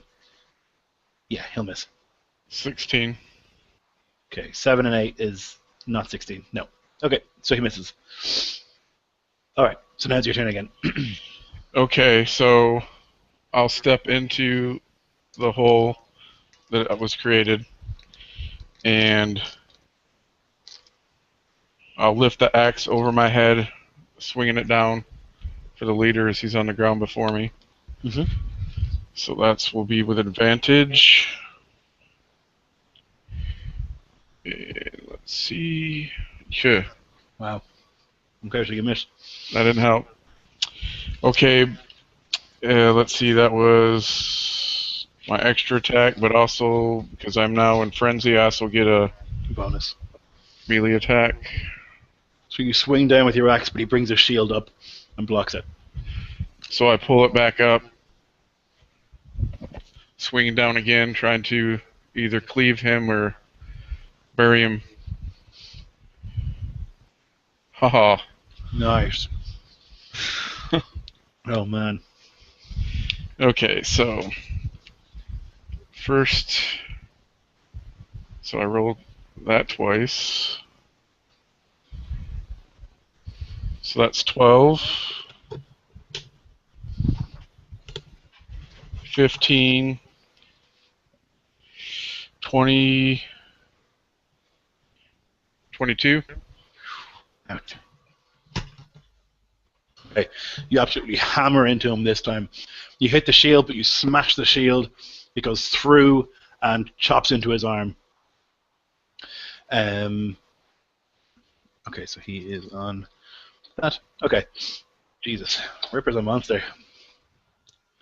Okay, so they get to go. The leader and the guy behind him, they'll stand up. The guy who's in, I'll go in order. So Darius, you'll get attacked first twice by two guys. Okay, that's 2 hits. Okay, so 2 hits total. It's going to be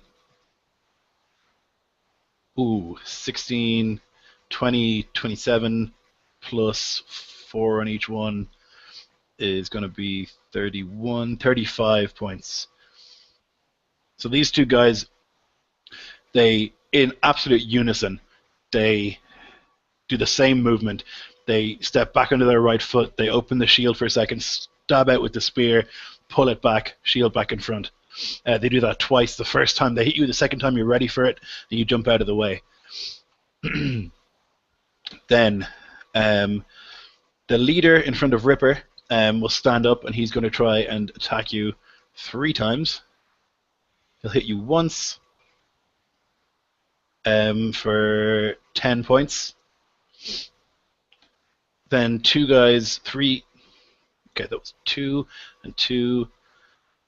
Okay, so the 2 guys on the right are going to run at Huru, charge towards him, and then they're going to try and attack him 2 times each. Oh my god. Would they be in range of my Sentinel ability? Well, they're moving. He's not next to you, so they're running towards him. So I don't think so. I think sentinels if like you're next to the person, right, within 5 feet. Yeah, within 5 feet. Would they be in range of his of him? Because if they disengage with him and he hits them with Sentinel, their speed drops to 0. Well, he's engaged with the guy in front of him, I would have thought.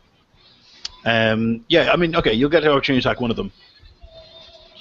Yeah, it says basically creature within 5 feet provokes. Yeah, they'll attack. Opportunity. Yeah, if they're 5 feet of me when they move out. The thing is, Ahuru is like not in the melee itself, so they've run to get him, but you can opportunity attack one of them as they run by. Okay. And if I do hit, his speed is reduced to 0, so basically he'll be stuck right next to me. Okay. Ew, that's not a good time for that roll. 16. 16 is not enough. They have an AC of 19. Okay, so Nelson, this is very bad news for you. So it's 48, 48, Well, the 48. one for one of them, I just a quick shield from the ground pops up Okay, so just to block the last hit. Yeah, it'll block the last one. So it's unfortunately it's still going to be 10d8. I know. I'm very sorry. May all your dice be ones. Okay, so 12, 17.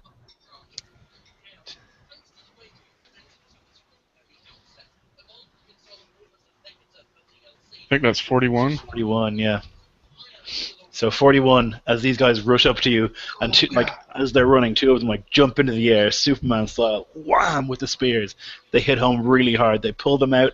One of them twirls his around and smacks you with the other end. It hits really hard. The other guy, though, just as you're able to bring your shield to bear, smashes harmlessly against the shield.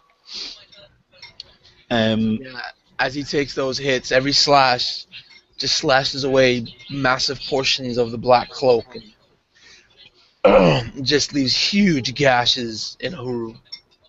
Mm-hmm.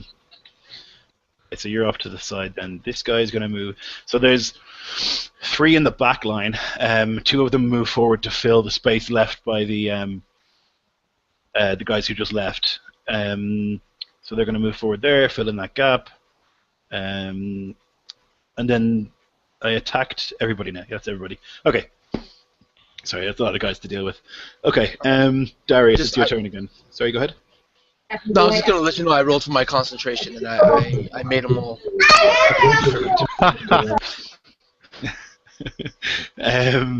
Oddly enough, right? Incredible, yeah. Darius. How many total combatants are left? 1, 2, 3, 4, 5, 6, 7, 8, 7.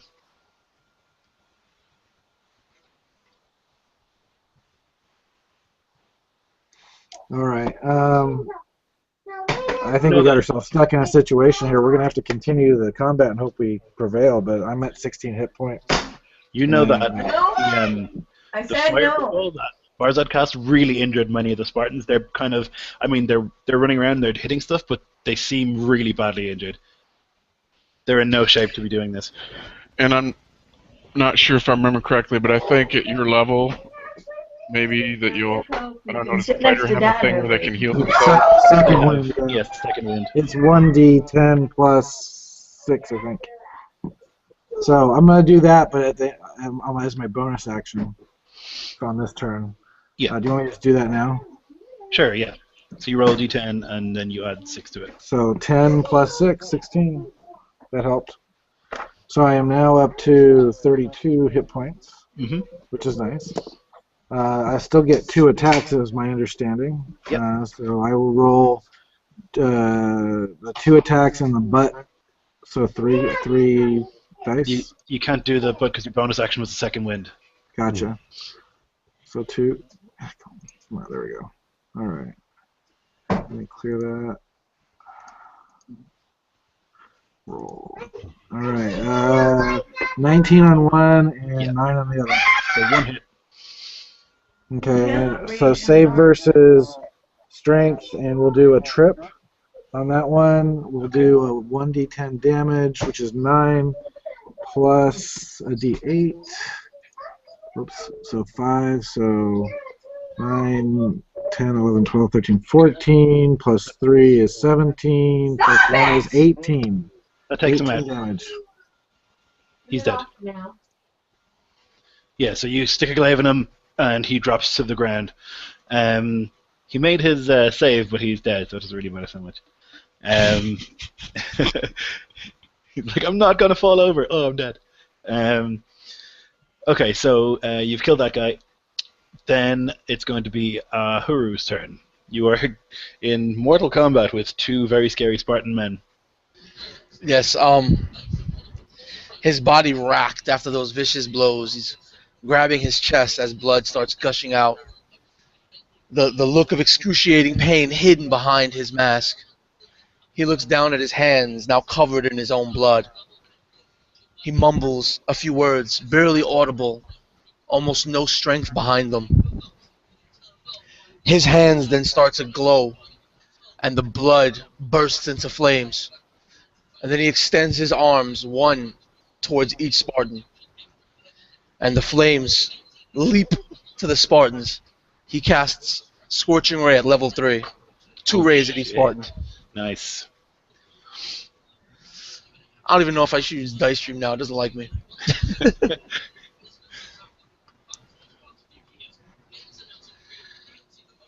Oh, see?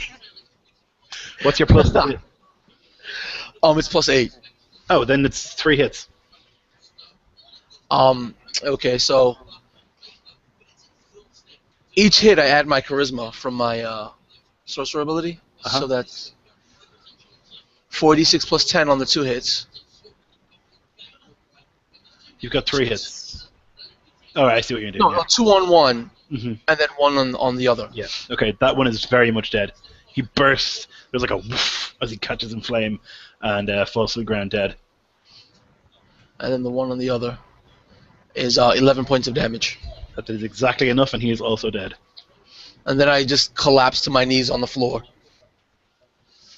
Okay, yeah, so in this last-ditch effort, you raise your hands and you summon these pillars of flame that engulf these 2 Spartans, and they fall dead at their feet. Farzad, you're next. Farzad sees Uhuru drop down. He's not sure, is he unconscious, is he dead? Was he just exhausted by the effort? Well, he's on his hands and knees right now. Okay. So he's obviously still alive, but not in good condition. How far away is he? I'm directly behind You're Darius. behind Darius, yeah. So let's say 5, 10, 15, 20, 25 feet away. Okay. And have I got a clear run to get to him? Yeah, Ripper has knocked the phalanx back 5 feet, so you're actually not within reach of their spears. Great. So that's obviously Farzad is he's a combat physician. This is what he does. This is his training as a soldier and as a physician.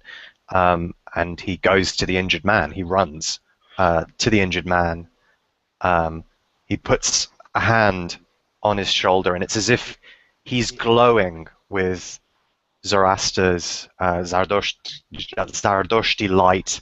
It just sort of flows through him and into the other fallen magi.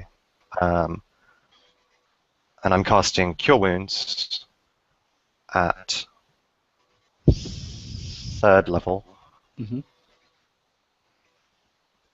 So it's 3d8. Yeah.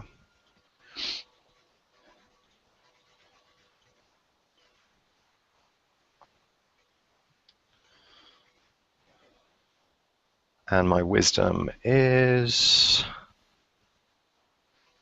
+3. So 15. Yeah. Nice. Okay. Ripper. Okay. With a new gash on his side, blood flowing heavy down his leg. Yet he doesn't even seem to notice.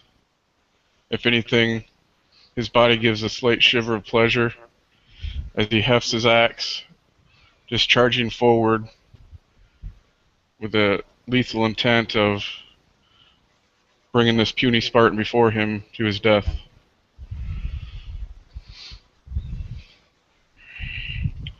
So the first is a 25. Yep. So it'd be D12 plus D4. So 7, 14 points of damage on the first hit. Ooh.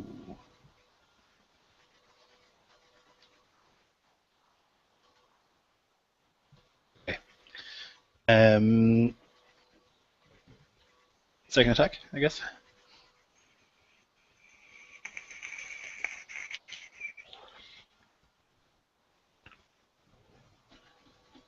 That's a 17 for the second one. That's gonna miss. Okay. And then now for the frenzy extra attack. Oh, that's gonna miss. So even in the onslaught of your powerful attacks, this guy is clearly a veteran, and he's able to either parry or dodge the blows because he's got no shield now. But he's able to dodge out of the way. Okay, bad guys. Okay, so in the gap of the guy that Darius just killed, one of them rushes forward and is going to attack him 2 times. He'll miss both times. The general, or the leader, is going to swing for Ripper, as is the guy behind him is going to come forward next to him, and the guy on his right. So 3 of them are going to swing for Ripper. It's going to be a total of 6 attacks. Oh man, okay, so critical failure, that's a hit, that's a miss, that's a crit, that's a hit, that's a miss. Okay,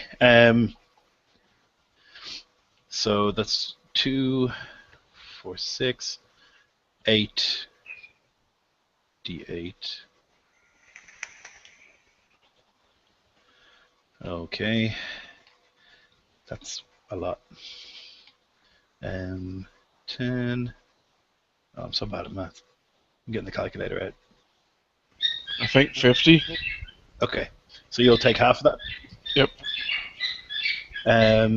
Because one of them had a critical failure, I'm going to say his spear stabs into you, and he's tried to pull it out. It snaps, and he's unable to use it anymore.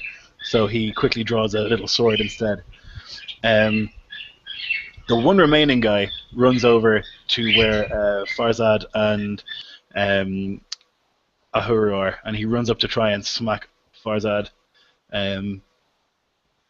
18 total for the 10, is that a hit? Farzad raises his shield and deflects the blow. Anybody that goes after him had to go by me, so do I get an opportunity attack? Farzad ran to Ahuru's aid, so he's on the other sorry. side. Yeah, I missed that. Sorry. Yeah. Okay, so this guy is here now. I've got a little diagram drawn up so I can figure out where everybody is. Okay. Then it's back to the top with Darius. Okay, so who's in my immediate zone? There's a guy right in front of you. He tried to hit you, but he missed. Yeah, just one. And then on your right, there are 3 around Ripper. Would I be able to get to them in this round? Yeah, absolutely. They're like just next to you. Alright, so I'm gonna... This is the guy, the remainder guy look kind of bloody. All of the normal Spartans look to be fairly in bits, and even the commander now looks pretty badly injured. Alright, so I'm gonna go ahead and do my attacks kind of separate. Mm-hmm. And I'm gonna start with my glaive and roll my d20. I missed. Mm-hmm. Do my extra attack. I missed. Critical miss. Wow. Loving this dice roller. Right. It's working out pretty well for me somehow. So that's it. Okay, right. so with you have your bonus attack as well, but with the critical miss, I'm going to say you overbalance and you don't get your bonus attack. Right. Yep. Okay, Ahuru, you're next. So there's a guy ran up to you and Farzad, and he's trying to murder your priest friend. While I'm stumbling to secure myself, the divine energy flowing into me, sort of strengthening my knees a little further. I still reach out to stable myself by holding myself against Farazad's shoulder. With the Spartan coming up and Farazad defending me, I look down and I remove my mask. Oh shit. I look up and you see a vision of a beautiful man's face, the tattoo stopping just beneath his jaw. I start muttering a few prayers and I reach back with my mask. And what's the battlefield look like? We're about 20 feet away from the other guys? Yeah. There's one Spartan by you, and then there's 3 around Ripper, and Ripper is standing next to Darius, and there's one guy engaged with Darius. So that's still all within like a 20 feet radius? Yeah. All right. Well, I reach back with my mask and I toss it up in the air. It curves and arcs, landing almost beneath, between everyone. As it hits the floor, there is a flash. You get a vision of the dream god, and I cast sleep. Oh, nice. Okay. I also spend a sorcery point so that I can use my charisma to create pockets where people that I choose automatically succeed on save. They're unaffected, which is my charisma is 5. So Right. Everybody. myself and every one of my allies are saved from the sleep. Okay. So I can only cast it as a level 1 now, but still gonna use Dice Stream. So it's how many D8? It's quite a lot, isn't it? 5d8. Mm-hmm.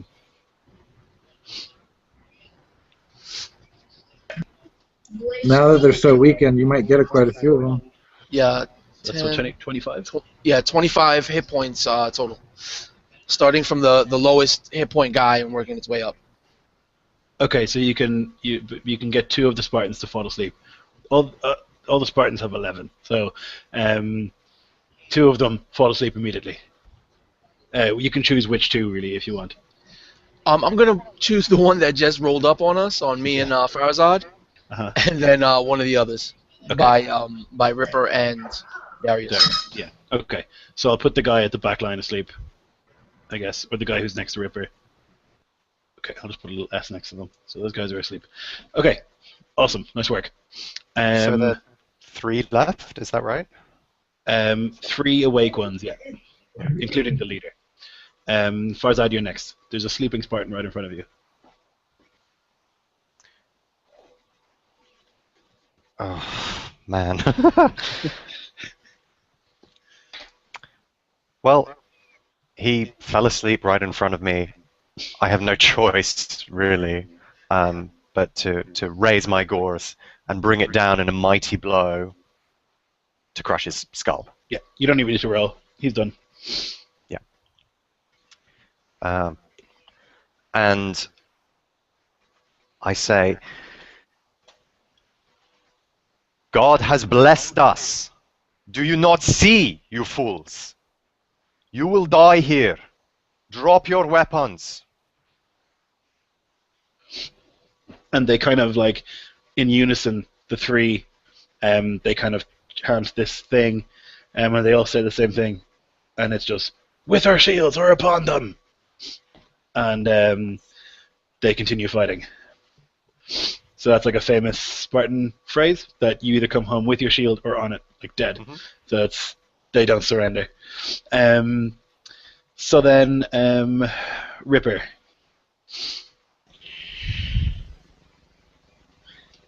Ripper, having been struck several times, his body riddled with slashes and cuts, blood just pouring down the front, staining his loincloth. He loses the last sliver semblance of control that he has, and he will attack recklessly for the first attack on the commander, giving him advantage, but that will also give him disadvantage to be, on the, or the other guy's advantage. Yeah. Let's see. Come on, good roll. Oh, nice. That was totally worth it. Yeah. Okay, so that'll be 2 D12, 1 D4. Come on, good rolls. So 17, 20, 27. on the Yeah, first you hit. turn him into a cloud of mist. So The you Ripper go ahead. just roars out, coming out as this inhuman bellow as he turns to the guy that was standing next to his commander. Without hesitation or remorse, in fact, with great pleasure, he hefts his axe, taking a swing.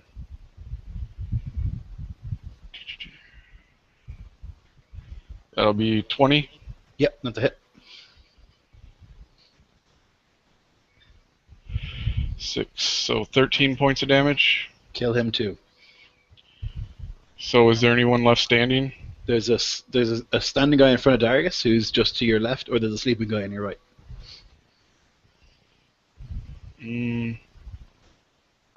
Go for the sleeping guy. I'll finish this last Yeah, I'm gonna, just because in a rage, I'm just gonna hack and hack and hack with all my strength on this.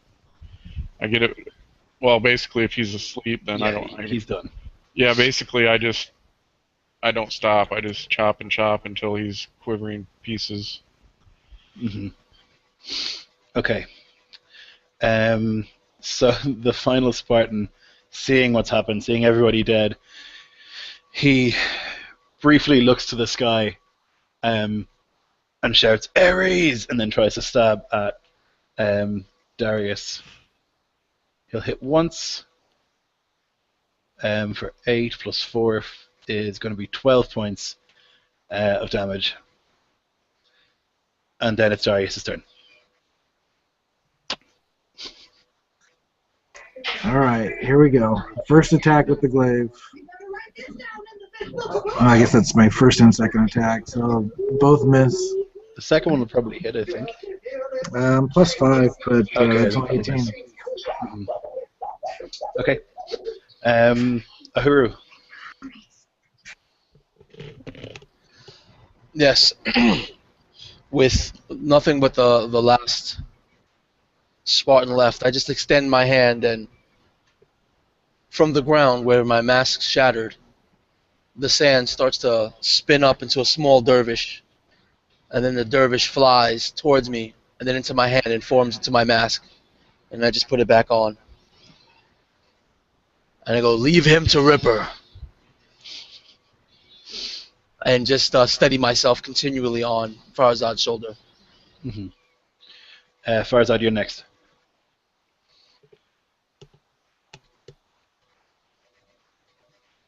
Farzad sees that the battle is basically it's won, and he looks back to see are the diplomats. Are they? Can I see them? Yeah, they're like maybe 30 feet back, kind of huddling together, trying to look invisible. Yeah. Farzad braces Ahuru, sort of holds him tight against him, and says, we have not fought long together, brother, but victory will be ours today, tomorrow, and the next day. On your feet, the God of light and truth will not kneel, will not falter to strike out evil. That's it. Excellent. Okay, Ripper. Is there anybody left alive? Yeah, there's one guy in front of Darius. Okay. Let's see here. So basically, he's busy just hacking this poor fellow on the ground into dozens of pieces when he catches movement out of the corner of his eye and sees the lone Spartan exchanging blows with Darius. And he turns, stalking up to the man and bringing up his axe and cleaving it down in a downward blow against his shoulder right beside his neck.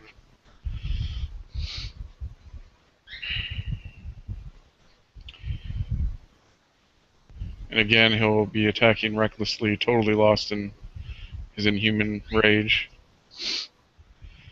So 20 would be the highest. Yep, that's a hit.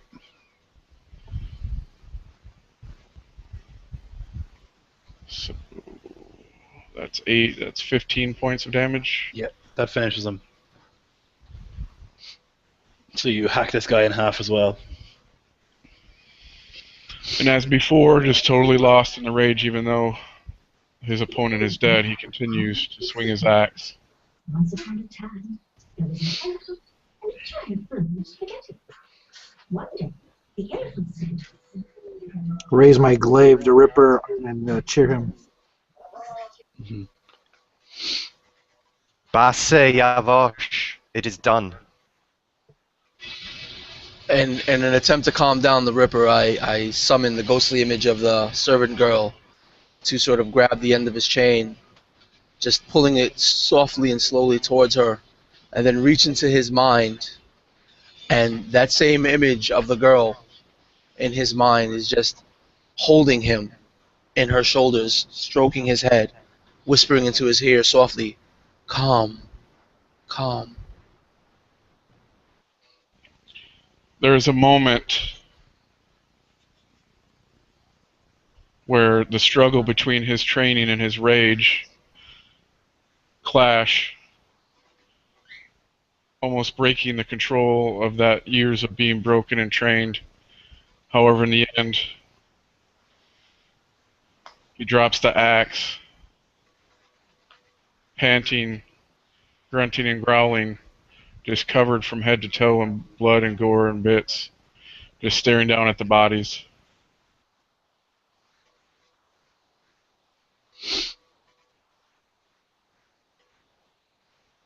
Alright. You guys are able to get back on the ship. The crew were cheering and roaring and everything. They're delighted that you were able to defeat these legendary warriors. You get the diplomats back on the ship. Before we set sail, Mhm. I'm going to take a few moments to gather the bodies, those that remain relatively intact at least, of our fallen foes and douse them with oil and put copper pieces, again, on each of their eyes. They may be our enemies, but they fought valiantly. We do them this honor, even in death. And once more, I will light their bodies aflame. Mm-hmm. As he's doing this, I'll, even in my beaten and haggard state, I'll help him gather the bodies up into his funeral pyre, say the prayers alongside him, and before leaving, saying, "The glory of the Persian Empire graces these dogs even in their death." Okay. Yeah, you get the guys back on the ship, and you sail back to Halicarnassus. And you meet there with a commander, and you tell him what happened. And he seems pretty outraged. And he says, "Come, you must tell my commander." So you go see another guy. And this guy is a satrap. He's a local lord. He rules over a province. He's got thick beard that looks, what do you describe that? A Persian beard, you know what I mean? And extremely Dense. wealthy. Yeah, dense, exactly, yeah. Rings on all his fingers, extremely wealthy. You tell him the story, and he is furious, and he says, "Come, we will speak to the king." And you do. You go all the way to Persepolis. Hopefully that satrap wasn't the Ripper's father. No. Hmm. That could have No, been no. interesting. Luckily enough, they managed to avoid him. They get to the king. You get to Persepolis, the jewel of the empire. A beautiful city. The whole thing is a work of art, filled with nature and water.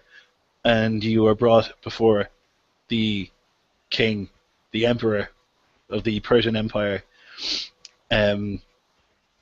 and he's immediately a likable man. He's very charming. He's very kind.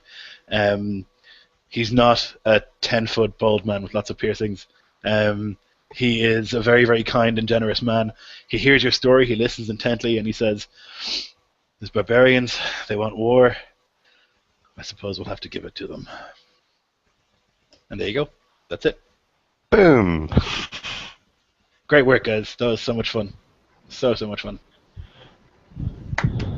Yeah. Good job, Ripper and our spellcasters, huh? Oh, yeah. Nelson, excellent role playing. Yeah, everybody. Alex, So good. Thanks, yeah, guys. It was great.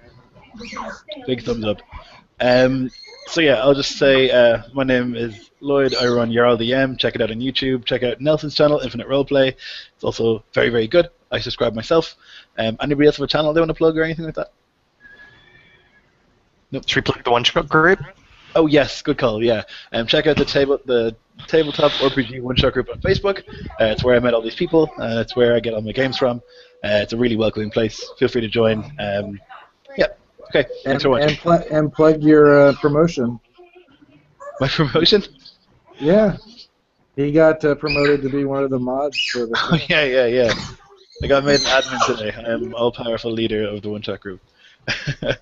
Thanks for watching. I'll see you soon.